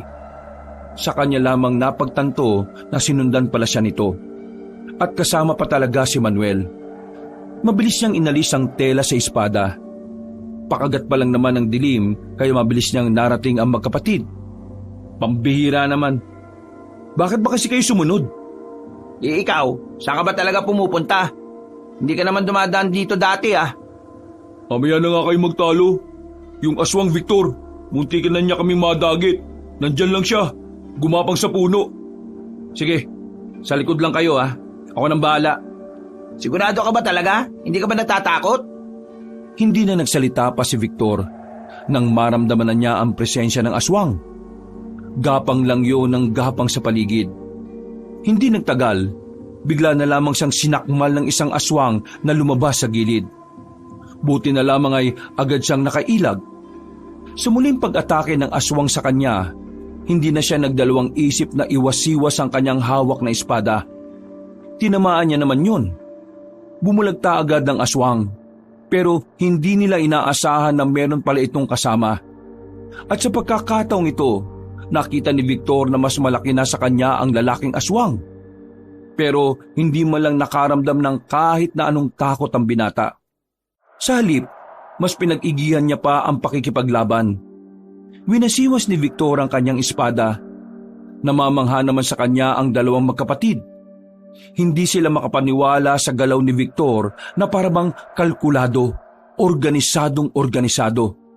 Parang kabisadong-kabisado na ni Victor ang mga ganoong sitwasyon. Nang mapaibabaw ang aswang kay Victor, ay nabitiwan nito ang espada. Pero hindi yun naging problema sa lalaki. Tinuhod ni Victor ang aswang sa pagitan ng hita nito. Halos mamilipit ang aswang na yon dahil sa kanyang ginawa. Nang makalis na ito sa ibabaw niya, hindi na siya nagdalawang isip na damputin muli ang espada. Tinaga niya ang aswang sa leeg at tuluyan niya itong sumubsob sa lupa. Grabe, ang galing mo naman. Saan mo natutunan yan? Mami ka nga sa akin. Tungkol pa ba sa trabaho mo ang dahilan kaya lagi kang umaalis? Huminga na muna ng malalim ang binata. Palagay niya, ito na rin ang tamang dahilan para ipagtapat ang katotohanan. Ayaw na rin naman kasi niyang maglihim. Para na rin mabawasan na ang pag-aalala ng dalawa. Nagsanay ako kung paano gamitin ang espadang to. Sumali ka sa isang samahan, no? Kasi hindi mo naman basta natututunan yan kung ikaw lang naman mag-isa. Wala akong sinalihan, pero may nag-iisang tao na nagturo sa akin ng lahat. Sino naman? Magsasalita pa sana si Victor nang marinig nila ang tinig ng babaeng si Magda. Lumabas ito mula sa likuran ng puno. Ibang-iba ang suot nito, malayo sa pagiging labandera. Mukha itong mga ngaso at may mga palaso sa likod at pana. May nakasukbit din doong espada. Ako ang kasama ni Victor sa pagsasanay niya. Magda? Ikaw? Hayaan niyong ipaliwanag ko ang lahat ng bagay na dapat niyong malaman. Mas lalong nawindang si Eddie at Manuel. Hindi sila makumbinsi na si Magda ay isa palang manunugis at birador ng aswang. Walang-wala naman kasi talaga sa itsura ni Magda ang mga ganong klase ng gawain. Maamo ang mukha nito at nakilala nila ito bilang mainhin na labandera. Bakit ka nagpapanggap na labandera? Para maitago ko ang tungkol sa pagiging manunugis ko. At para makapagmanman ako dito at mabantayan ko ang mga baryo ninyo. Ibig sabihin ba nito, hindi ka talaga mahinhin? Hindi mahinin yan. Kung alam niyo lang kung gaano ako pinahirapan ng babaeng to. Araw-araw akong binubugbog nito.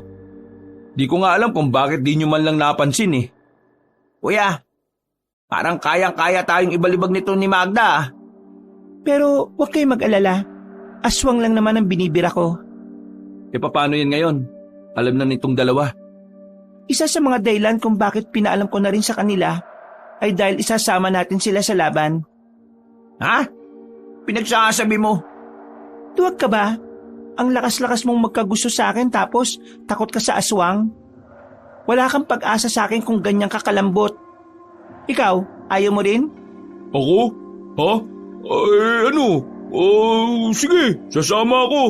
Aswang lang naman yun eh. Tingnan mo, sinisipa ko pa nga tong aswang eh. Patay na yan kuya eh. Subukan mo kayang sipahin yung buhay pa. Eddie, kung ayaw mong sumama, si Manuel na lang siguro. Sa totoo lang, kahit na walang aswang ngayon, nararamdaman itong babaeng to na may binabalak na masama ang mga yon. Kaya nga sinisimulan na rin naming maghanap ng mga makakasama. Hindi ko alam kung kakayanin ko yan. Alam niyo naman na takot ako sa aswang. Huwag ka matakot. Isipin mo na lang na kasama mo ko palagi. Tiningnan ni Magda ng malagkit ang binatang si Eddie. Hinawakan pa nito ang dibdib ni Eddie. Parang yelong natunaw ang binata dahil sa ginawa ng dalaga. At sa huli, wala nang nagawa pa si Eddie kundi ang pumayag na lang din. Isinama nila Victor ang magkapatid sa lugar kung saan sila madalas na nagpa-practice. Noong mga sandaling yun, marami agad natutunan ng magkapatid. Pinaliwanag ni Magda ang sitwasyon. Dito nalaman ni Eddie at Manuel na kahit walang paramdam ang mga aswang, ay nalalagay pa rin sa alanganin ng kanilang lugar at mas lalo na ang kanilang buong probinsya. Ayos din pala itong ginawa niyong malita kampo-kampo ah. Sigurado ba kayong pagsasanay lang ginagawa niyo rito? Tumingin na masama si Magda kay Manuel. Nakita ng lalaki na walang balak makipagbiruan ng dalaga kaya agad nitong binawi ang sinabi. Ay, ang ibig ko sabihin, kung nagiinuman din ba kayo rito? Kasi may nakita akong bote ng alak eh. Yan, si Magda. Malakas uminom. Nung nakaraan nga. Sandali lang. Bakit? Huwag ka nga munang maingay. Nanahimik silang apat. Bigla na lamang dinampot ni Magda ang espada nito at sinabihan silang sumunod. Hindi naman nagsayang ng oras ang magpipinsan. Tumakbo sila para habulin si Magda. Pagdating nila sa harapan ng nagtataas ang mga puno ay huminto ang babae. Magda, anong problema? May nararamdaman ka bang aswang? nandito siya. Eto na nga ba sinasabi ko eh. Victor, ikaw muna bahala sa amin ha. Kung sino ka man, lumabas ka! Nararamdaman kong wala kang balak labanan kami. Magpakita ka at sabihin mo kung anong kailangan mo sa aming aswang ka! Maya-maya pa, isang matandang lalaki ang nakita nilang lumabas mula sa likuran ng malapad na puno. Meron itong bitbit na sako. At kahit mahahaba na rin ang bigote nito at balbas, nakilala pa rin yon ni Magda. Lolo? Lolo mo yan? Di ba siya yung matandang nakausap natin doon sa kabilang gubat? Oo, siya nga yun. Hindi nag-atubiling lumapit ang dalaga. Tangkang yayakapin na sana nito ang matanda pero pinigilan nito yun. Lolo Manoy, bakit? Ano problema? Ayaw niyo po ba ako mayakap? Gustong gusto. Pero huwag kang didikit sa akin. Dahil sa oras na kumapit ang amoy mo sa akin, maamoy rin ako ng mga aswang. Sige po, naintindihan ko po. Pero bakit ngayon ka lang nagpakita? Huli natin pagsasama noong 15 anyos pa lang ako. 7 taon na nakakalipas. Ano bang nangyari sa inyo? Nadukot ako ng mga aswang noon. Wala akong nagawa. Kesa patayin nila ako, mas pinili ko na lang na maging kagaya nila. Teka, sandali lang. Maputol ko muna kayo ah. Mang Manoy, aswang kayo? Oo, aswang ako. Naging aswang ako sa pamamagitan ng Yanggaw. At hanggang ngayon, naninilbihan pa rin ako bilang manggagamot sa baryo ng mga aswang. Magda, patawarin mo ako kung ngayon lang ako nagkaroon ng lakas ng loob para magpakita sa iyo. Natakot lang ako noon na baka malagay sa alanganin ng buhay mo. Kaya mas pinili ko na lang na hindi na magpakita pa. Pero ngayong nalaman ko ang binabalak ng mga aswang, tingin ko kailangan na kitang makausap. Bakit, Lolo? Anong nangyayari? Ang dahilan kung bakit walang nagpaparamdam na aswang sa nakalipas na buwan ay dahil ginamit yung panahon na yon ni Apong Abo para magpalakas. At ngayong ilang araw na lang ay may babalik na rin ang dati niyang lakas. Ang una niyang hahanapin ay ikaw. Alam ba nung Apong Abo na apo mo si Magda? Hindi. At nagpapasalamat ako na wala siyang ideya. Gumawa na kayo ng paraan para pigilan sila. Ikaw, iho, gamitin mo ng maayos ang espada. Nagagamit ko naman po. Pero nagtataka ako, bakit parang hindi naman po ito espesyal? Nung nakabaon po ito sa puno, nagliliwanag. Nung kinuha ko, nawala na ang liwanag. Alam mo rin pala ang tungkol sa espada, Lolo? Ang espadang yan ay pagmamay-ari ni Lazaro, ang sinaunang manunugis na tumalo sa malalakas na aswang nung araw. Itinago namin ang espadang yan sa punong yon. Namatay na mga kasama kong nakakaalam sa lugar na yon. Ako na lang ang natitirang buhay. Kaya naman, kinailangan ko ang binatang ito para mahugot ang espada. Hindi ko na kasi mahawakan yon dahil aswang na ako. Ang paniniwala namin, kung sino man na makakahugot ng espada ay siyang magiging tagapangalaga. Ibig sabihin, siya ang karapat-dapat na gumamit ng sandatang yon. Hindi ko alam kung kailan lalabas ang kapangyarihan ng espada. Pero tingin ko, lalabas ito kapag kailangan mo na ito. Sige, makikinig ako sa mga sasabihin ninyo. Kapag handa na kayo, Urduha Falls, sa likod nun, naroon ang baryo ng mga aswang.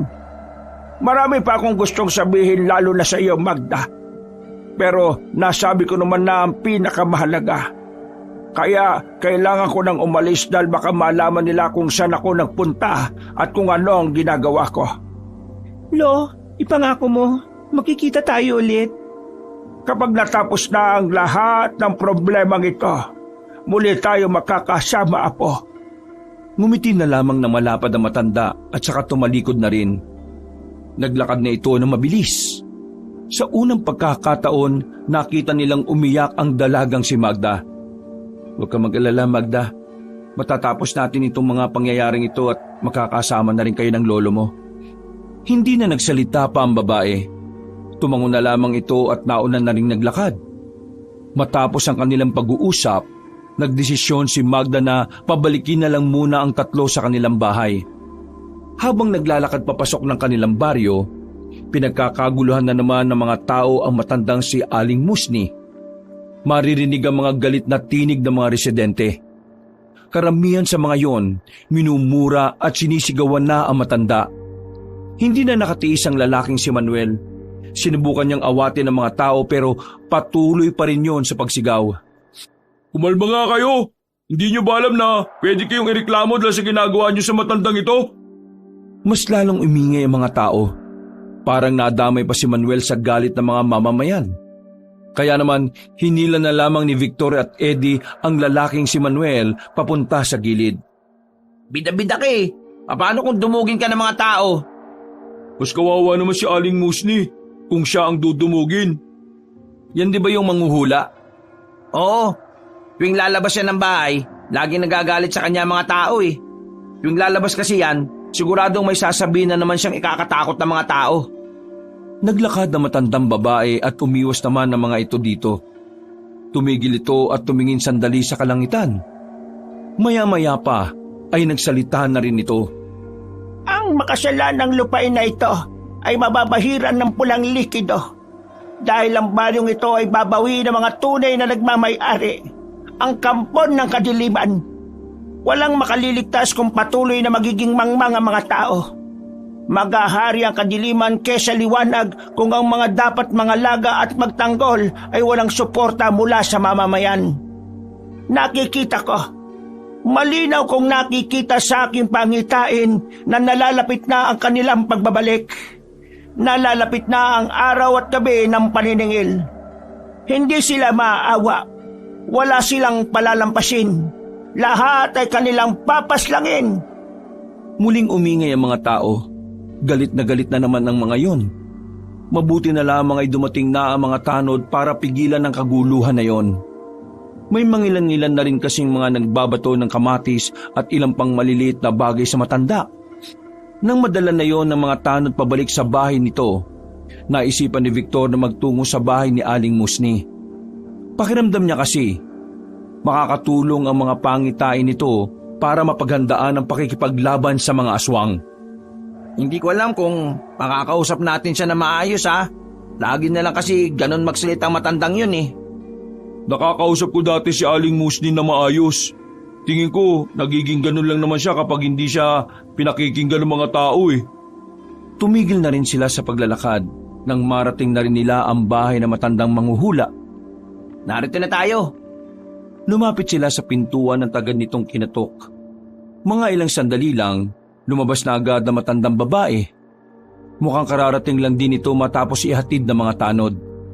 Tumingin sa kanila ng seryoso matanda at parabang sinusuri ang kanilang katauhan.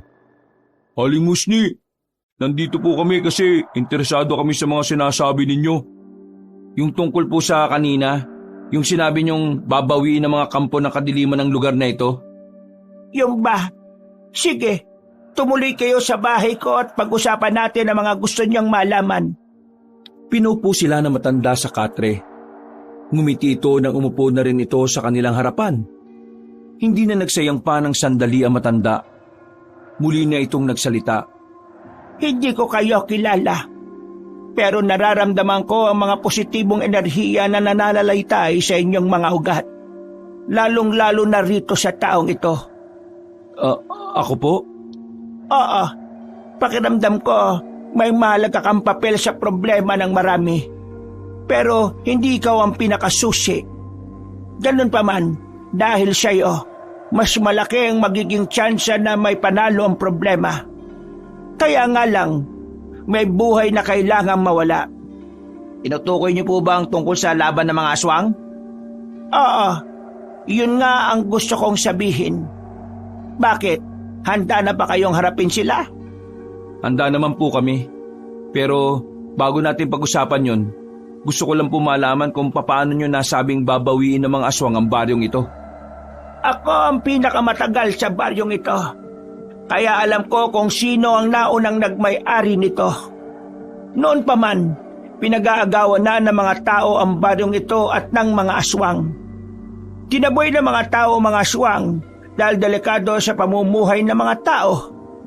Nakuha ng mga tao ang baryong ito at tuluyan silang napalayas. Dumating ang mga manunugis.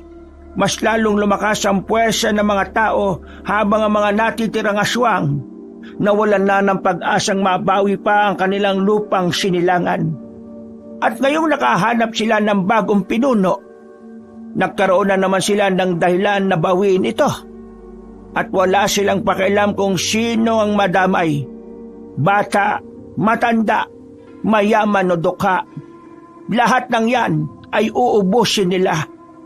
Kaya pala parang dito lang sila sa baryong tumaatake. Pero alam niyo rin po ba kung bakit babae lang binibiktima nila nung nakaraan? Bukod sa mas masarap para sa kanila ang dugo at laman ng isang babae? Galit ang kanilang pinunong si Apong Abo sa mga babae. Isang taong babae kasi ang naging dahilan kung bakit siya bumagsak noon at ang kanyang buong angkan. Niloko siya nito at ipinagkanulo sa mga manunugis. Grabe, ganun pala talaga ang kasaysayan ng lugar na ito. Ang buong alam ko, kilalang mayaman na taong may-ari ng lugar na ito eh. Eh yung sinabi nyo kanina na may buhay na mawawala sa laban na ito. Alam niyo po ba kung sino? Maraming buhay ang mawawala. May iiyak, may malulungkot. Pero may isang buhay akong nakikita na mawawala. Isang buhay na magiging alay para sa kanyang minamahal. Pwede siyang mailigtas, pero hindi niya hahayaan na mangyari yon. Dahil para sa kanya, yun na ang kapalaran niya. Napalunok ng laway si Victor. Ang unang pumasok kasi sa isipan niya ay walang iba kundi ang lolo ni Magda na si Mang Manoy. Naiisip pa lang niya na mangyayari yun, nakikita na niya kung gaano masasaktan si Magda. Hindi ang mga buhay na mawawala ang dapat niyong paghandaan, kundi ang tunay na susi ng laban. Ano pong ibig niyong sabihin? Malabo pa sa pangitain ko kung ano o sino ang makakatalo kay Apong Abo. Pero ito lang ang lagi niyong tatandaan. Huwag na huwag kayong magpapakita ng kahit na anong kahinaan sa mga aswang. Dahil mas lumalakas sila kapag humihina kayo. Napatango na lamang ang magpipinsan. Matapos ang pag-uusap na yon, ay nagpasalamat na rin sila para makaalis. Napagtanto ni Victor na matino naman pala talagang kausap ang matandang babae. Marahil, hindi lang talaga yon naiintindihan ng mga tao kaya nagmumukha itong baliw sa mata ng nakararami. Tulala at balisa ang tatlo na makabalik na sila ng kanilang bahay. Wala ni isa sa kanila ang may balak na kumilos para makapaghanda ng hapunan. Hindi dahil tinatamad sila, kundi dahil parang wala na silang gana sa dami ng kanilang iniisip. Pero maya-maya lang, si Manuel na rin ang nagdesisyong magkusang loob na magsaing at maghanda ng kanilang kakainin. Eddie, huwag ka na lang kayang sumama. Nag-aalangan ako sa iyo eh. Baka mapahama ka lang. Kasama ako. Ayoko madismaya sa akin si Magda. Pambihira namang dahilan niya, no? Ang malaga, may dahilan ako para lumaban. Eh si kuya wala. Literal na napilitan lang. Anong wala? Gusto kong sumama kasi gusto ko kayong protektahang dalawa. Baka nakakalimutan nyo na ako ang panganay sa ating tatlo. Bilang kuya nyo, obligasyon kong protektahan kayo. Kung makapagsalita naman to, parang mga baby yung makakasama niya.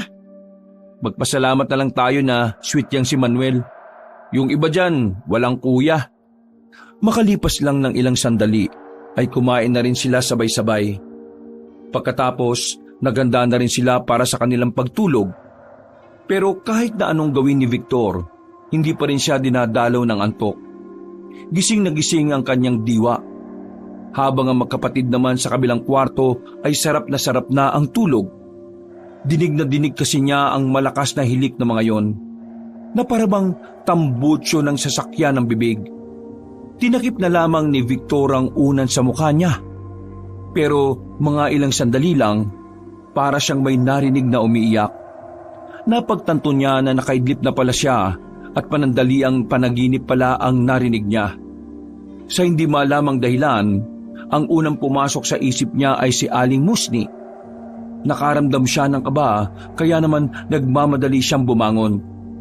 Tumakbo siya palabas at nadulas pa sa huling baitang ng hagdan. Dahil dito ay nasagi niya ang mga nakalagay na bote sa gilid. Dahilan para magising ang magkapatid. Ano bang nangyayari sa'yo? Doon naman, kung kailan tulog na ang mga tao at saka pa nag-iingay.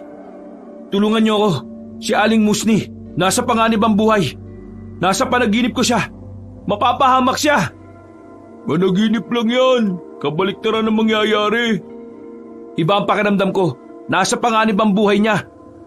Iika-ikang tumayo si Victor, dala ang kanyang mahabang espada. Napilitan na lamang ding sumunod ng dalawa kahit napipikit-pikit pa ang mga mata dahil sa antok. Nang marating nila ang bahay na matanda, natanaw nila mula sa labas na nakabukas ang ilaw sa loob. Wala rin namang kahinahinala sa bakuran, pero marahan at maingat pa rin silang lumapit doon. Pagsilip nila sa pintuan, nakita nilang nakasandal na sa dingding ang matandang manghuhula. Merong umagos na dugo mula sa hiwa nito sa leeg.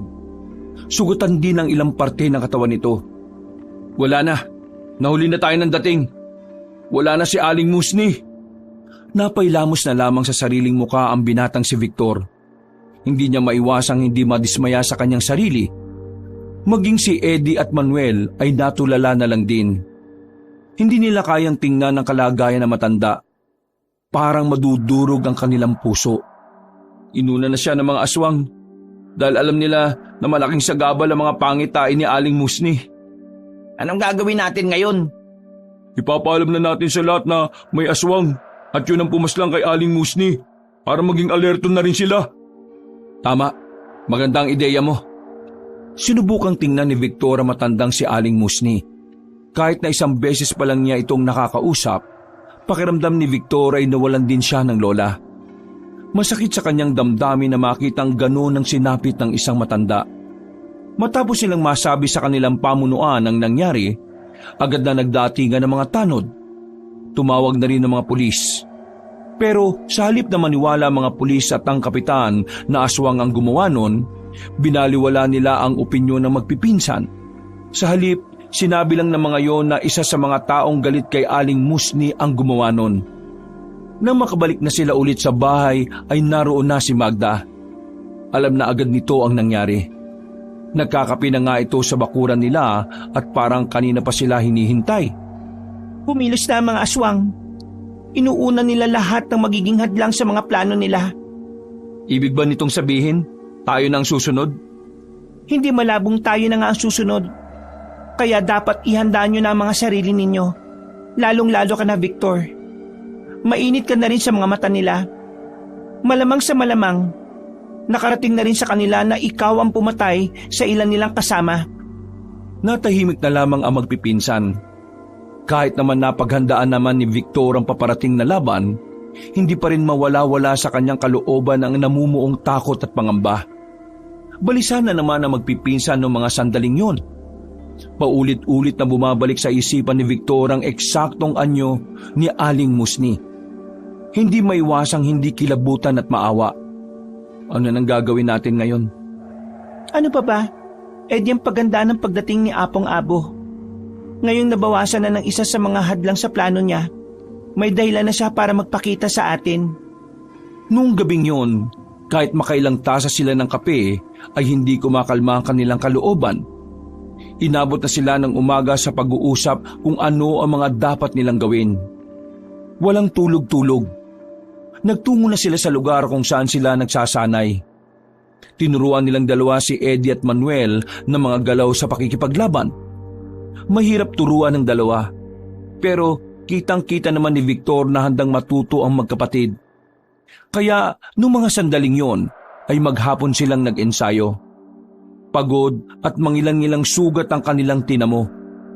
Pero hindi na nararamdaman ni Eddie at Manuel yon. Pursigido na silang sumabak sa laban, kaya kahit na anong hirap, pinipilit ng dalawa na kayanin. Dakong 7:00 ng gabi, umuwi na sila ng kanilang baryo. Kasama na rin nila si Magda. Nasa mga sandaling ito ay nakasuot ng pangkaraniwang kasuotan ng isang babae. Naunang nakatulog ang magpipinsan. Nanatiling gising naman si Magda. Ganoon ang sistema magmula nang mawala ang matandang manghuhula. At sa mga sumunod pang araw, nasanay sila na magpalitan sila ng tulog sa gabi para lamang magbantay. Pero himula na namang hindi nagpaparamdam ang mga aswang. Bagay na kinababahala din ng babaeng si Magda. Alam na kasi nila ang mga ganong klase ng taktika. Aatake ang mga aswang kung kailan sila kampante. Pero paano kung sa pagpunta natin sa baryo nila, saka naman sila pumunta rito? Walang poprotekta sa mga tao. Tama si Victor. Baka masalisihan lang tayo. Siguro, kaya wala silang paramdam ngayon. Kasi hinihintay nila tayong umalis. Hindi ba pwedeng maghintay na lang tayo rito? Hindi tayo pwedeng maghintay lang dito. Kapag dito tayo naghintay, dito rin mangyayari ang gulo. Pwedeng madamay pa ang mga tao. Kung tayo ang dadalaw sa kanila, may lalayo natin sila sa baryo.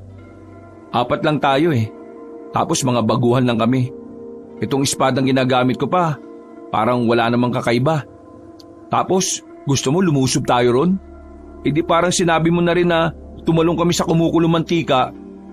Meron ako mga nakausap na tao. Mga dati silang kakilala ni Lolo Manoy. Mga nasa 30 katao sila. May kanya-kanya ring galit sa mga aswang. Kaya wala na tayong dapat pang ikabahala pagdating sa mga makakasama. Paano nga tayo makakasiguro na hindi magkakasalisihan? Roronda na muna tayo sa paligid ng baryo. At kapag wala tayong nakita o naramdamang aswang, saka na tayo pupunta sa baryo ng mga aswang ngayong gabi. Ngayon kaagad? Oo, ngayong kagad. Bibiglain natin ang mga aswang. Nakatinginan silang magpipinsan. Mababasa sa kanilang mga mata ang pagsang-ayon sa nais mangyari ng dalagang si Magda. May tiwala naman sila sa babae dahil halos lahat ng sinasabi nito ay talaga namang katiwa-tiwala. Kagaya ng napag-usapan, rumonda na muna sila sa buong baryo nila. Inabot sila ng halos 1 oras pero wala naman silang namataan na kahina-hinala. Nang masigurong nasa ligtas namang kalagayan ng kanilang baryo, tinungo na rin nila ang kabilang baryo para daanan ng iba pa nilang makakasama sa laban na yon. Lahat ay umayon naman base sa kanilang plano. Nakumpleto ang kanilang samahan at dala ang mga malalaking lampara, agad na rin silang naglakbay patungo sa sinasabing baryo ng mga aswang. Hindi nagtagal, narating na rin nila ang nasabi ni Mang Manoy na Orduha Falls. Isa itong mataas na talon na may malalim na katubigan sa ibaba. Dahil madilim, hindi naging madali para sa kanila ang humanap ng mas maayos na daan. Sa may bandang gilid, kailangan lang natin mag-ingat dahil batuhan. Baka madulas kayo. Tsak na mababagok ang ulo ninyo kapag nalaglag kayo sa baba. Tumango lang naman ang kanilang mga kasama. Tahimik lang din naman si Victor at ang dalawa niyang pinsan. Sa isip-isip ni Victor, kung may dala lang siyang kamera, may re-record niya ang mga pangyayari. Maganda sanang subject at ebidensya ang mga masasaksihan niya para sa kanyang gagawing article. Pero sa mga sandaling ito, para kay Victor ay masigit pa sa article ang dapat niyang isipin. Dahil kailangan nilang talunin ng mga aswang habang nasa kabilang hukay ang kanilang mga paa. Lahat ay nakatawid ng ligtas, pero tumigil sila sandali nang makita na ang hinihinalang baryo ng mga aswang. Nagiwahiwalay na sila at nahati ang kanilang grupo sa 3. Magkakasama ang magpipinsan. Habang si Magda naman ay pinangunahan ng kabilang grupo. Noong mga sandaling yon, nagsimula ng kumabog ang dibdib ni Victor. Batid niyang anumang oras ay mangyayari na ang kinatatakutan nilang kaguluhan. Tama ba na umiwalay sa atin si Magda? Bakit? Natatakot ka ba? Wala ka bang tiwala kay Victor? Mga veterano rin naman ang mga kasama natin, kaya hindi kayo dapat mag-alala. Huminga na lamang ng malalim si Victor. Naintindihan niya ang pagkabahala ni Eddie. Kahit siya, hindi rin alam kung kakayanin nilang wala si Magda sa tabi nila. Marahan silang nakalapit sa baryo. Naghihintay na lamang sila na magiging sinyalis ni Magda sa kabilang grupo. Habang pinagmamasdan nila ang baryo, hindi maiwasan ni Victor na mamangha at kilabutan. Namamangha siya dahil sa buong buhay niya, ito ang unang pagkakataon na nakakita ng maraming aswang. Pero kinikilabutan din siya dahil hindi niya inakalang ganun pala karami ang makakalaban nila. Kung ikukumpara kasi sa kanilang bilang, masasabi ni Victor na wala pa sila sa kalahati. Mga ilang sandali lang, nakita na rin nila ang pagputok ng kwitis sa ere. Ang bagay na yun ng hudyat na simula na ang kanilang paglusob. Mga insan, huwag kayong lalay sa akin ha. Sabay-sabay na lumabas ng pinagtataguan ng mga manunugis. 3 magkakaibang anggulo ang pinanggalingan ng mga yon. Dahil sa kanilang estilo, nabulaga nila ang mga aswang. Nakauna sila sa mga yon. Agad-agad nilang napaslang ang mga aswang na malapit sa kanila.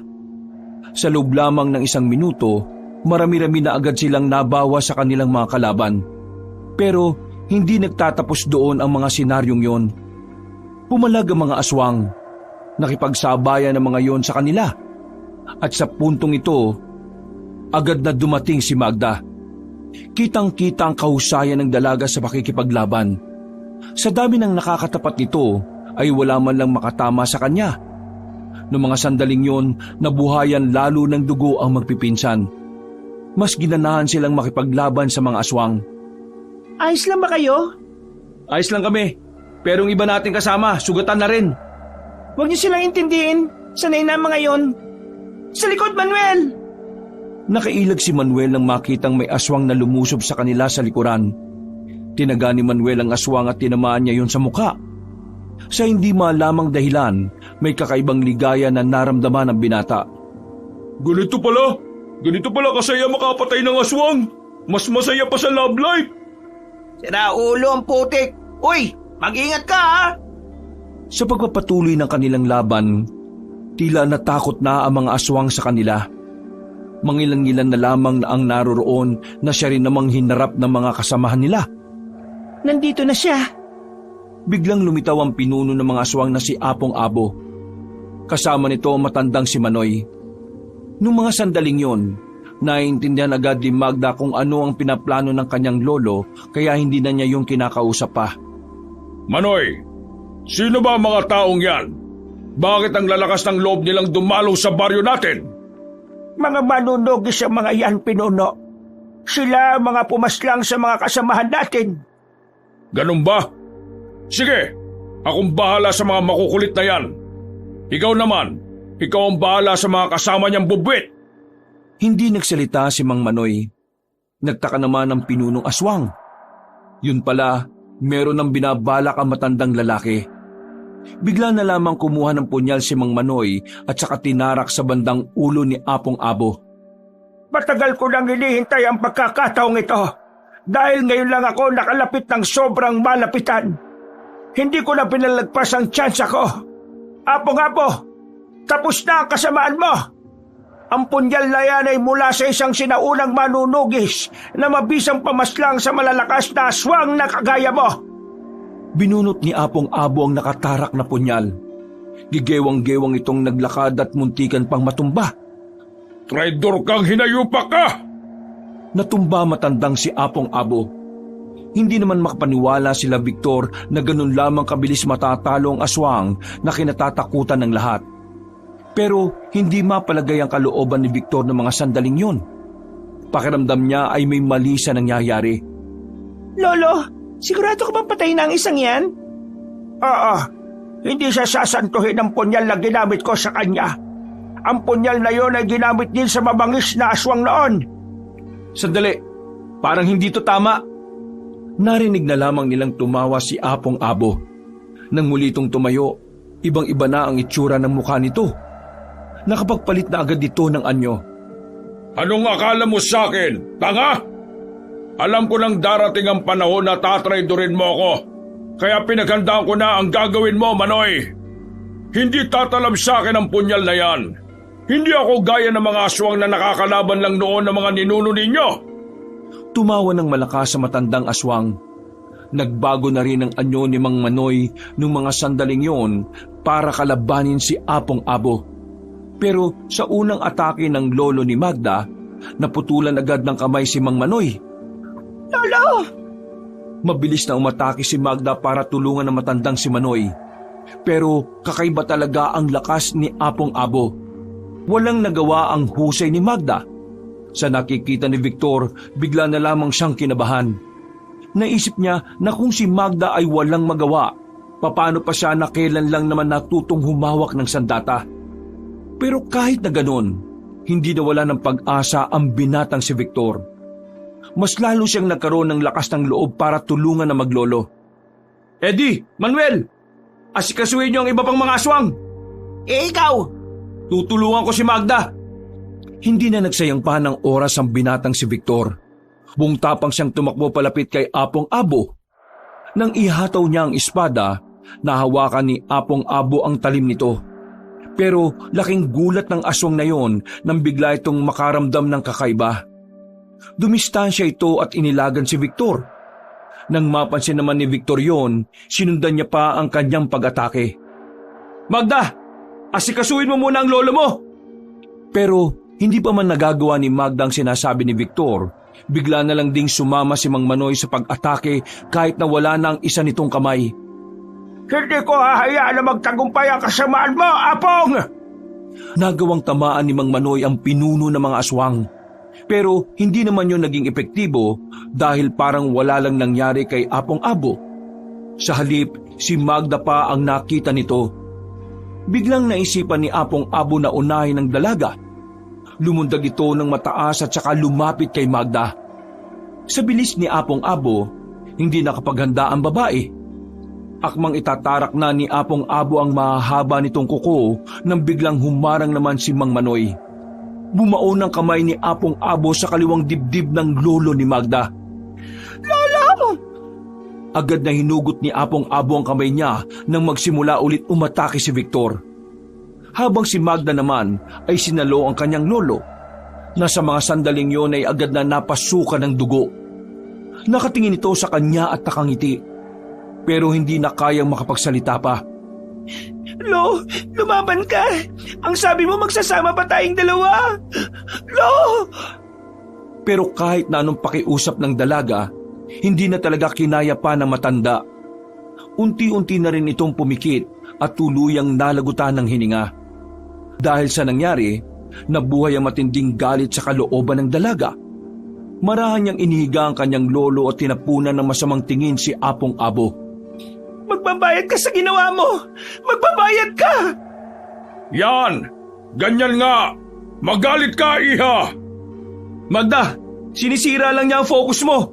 Huwag kang magpapadala sa galit mo. Hindi nakanig sa kanya ang babae. Nilusob nito nang nilusob ang kanilang kalaban.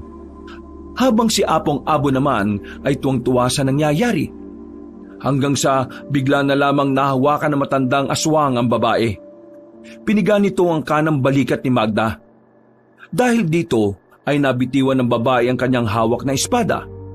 Pero bago pa man may magawang mas malala si Apong Abo, mabilis na lumusob si Victor para tulungan ng dalaga. Agad namang napalayo si Apong Abo habang tumatawa. Umayos ka! Nawawala ka sa wisyo.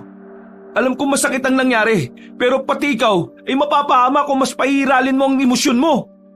Hinawakan ni Victor ang magkabilang pisngi ng dalaga. Tinitigan niya ito sa mga mata nitong basang-basa na ng luha. Kailangan mong tatagan, Magda. Kailangan mong maging matalino ngayon. Kahit para na lang sa lolo mo. Tumango-tango ang dalaga. Nang maging kalmado na ito, ay sabay na silang tumindig. Tapos na ba ang maikling pagpupulong ninyo? Alam niyo na ba kung paano ako papaslangin? Base sa mukha ninyo, wala pa kayong ideya kung paano eh. Kaya tingnan na lang natin kung ano ang mangyayari ngayon. Pumorma na ang dalawa. Bago pa sila makagawa ng atake, inunahan na sila ni Apong Abo. Una nitong binira si Magda. Sa puntong ito ay kinakaya na ng dalaga na makisabay. Pansamantala nitong isinantabi ang kanyang emosyon. Tinamaan si Magda ng kalmot sa muka. Daplis lang yon, kaya kahit papaano ay hindi ito naging problema sa babae. Ngayon na! Sinabuyan ni Victor ng buhangin ng kanilang kalaban. Tinamaan naman yon sa muka. Nakakuha ng tamang pagkakataon si Magda. Itatarak na sana niya sa dibdib ang hawak na espada, pero nakailag ang matandang aswang kaya tinamaan lang ito sa tagiliran. Hindi naman nagsayang ng pagkakataon si Victor. Tinaga niya sa likuran si Apong Abo. Ilang beses niya itong pinagtatataga.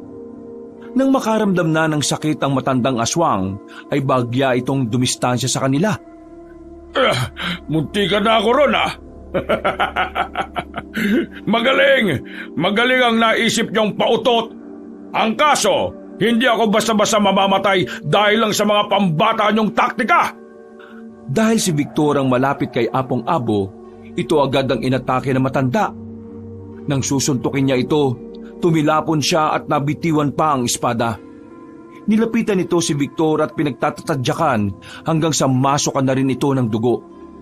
Ang kapal ng mukha mong makisali sa labanang ito, taga Maynila ka lang naman.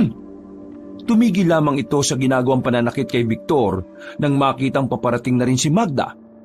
Hinawakan niya lang ang kamay ng dalaga at saka binalibag palayo. Huwag ka na munang umepal. Hindi pa ako tapos sa lalaking ito.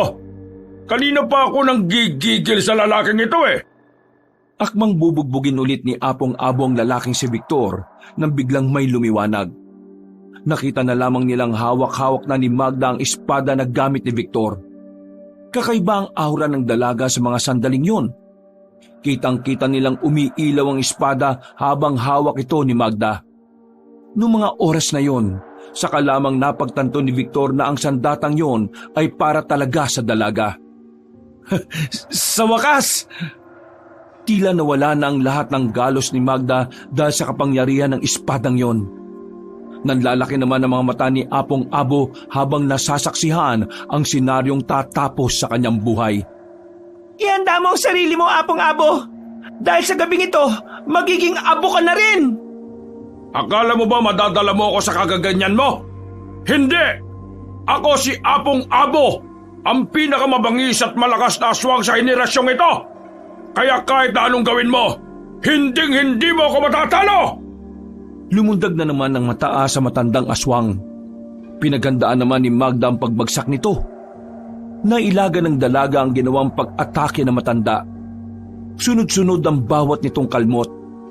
Pero sa mga pagkakataong ito, kitang-kita na ang pagkakaiba nilang dalawa. Kahit mabilis si Apong Abo, mas mabilis naman ang ginagawang pag-ilag ni Magda. Mamamatay ka na! Mamamatay ka na! Para mabawi ko na ang lupain naming mga aswang! Hindi na mangyayari yon dahil ikaw ang mamamatay ngayong gabi. Muling nagliwanag ang espada. Nasilaw si Apong Abo sa liwanag na yon. Nagulat na lamang ito nang biglang naitarak na ni Magda ang maywagang espada sa dibdib ng pinunong aswang.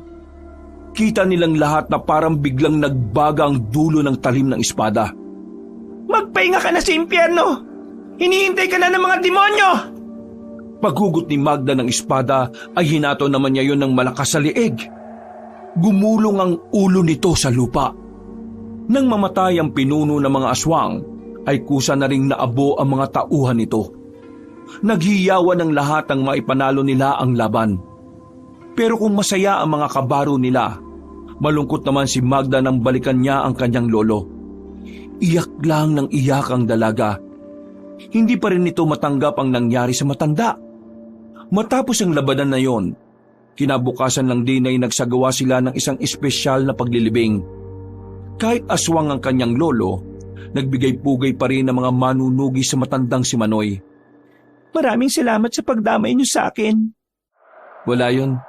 Nandito lang naman kami para sa iyo Hindi ka namin iiwan, Magda. Hanggang sa maging okay ka na ulit. Kung nasan man ngayon ang lolo mo, natitiyak naming nasa maayos na rin siyang kalagayan. Sana nga. Sana masaya na si Lolo. Masaya siya. Nararamdaman ko. Masaya siyang naipanalo natin ng laban. Magda, ano na palang plano mo ngayon? Ipagpapatuloy ko ang samahan. Para sakaling may mga aswang pang natitira sa probinsyang ito, meron pa ring lalaban sa kanila. Ikaw, Victor, uwi ka na ba sa Maynila? Oo. Kailangan ko mag-report na wala akong nagawa Pero wala na akong pakialam. Kung aalisin nila ako, edi sige. Hahanap na lang ako ng ibang trabaho. Mas masaya na ako na may nagawa ko para sa mga tao rito. Wala na akong pakialam sa article. Nagyakapan na lamang silang apat habang nasa harapan ng puntod na matandang si Manoy. Nang bumagsak ang ulan, ay saka na nila nilisan ng sementeryo. Marami man ang nangyari, nawalan man ng trabaho ang binatang si Victor. Hindi naman siya nagsisisi sa ginawa niyang yon. Hindi naman siya nagsisisi sa ginawa niyang desisyon. Sa kanya lamang kasi napagtanto na mas masaya palang may naililigtas na buhay. Nang makabalik ng Maynila si Victor, hinahanap-hanap niya ang hangin sa probinsya. Kaya nang hindi siya makahanap ng bagong trabaho, muli siyang bumalik kina Eddie at Manuel. Sa ngayon, hindi alam ni Victor kung ano ang gagawin niya sa kanyang buhay. Isa lamang ang nasisiguro niya. Habang naroroon siya, gagawin niya ang lahat ng kanyang makakaya para protektahan ang mga tao laban sa mga masasamang nilalang na gaya ng aswang. Wakas,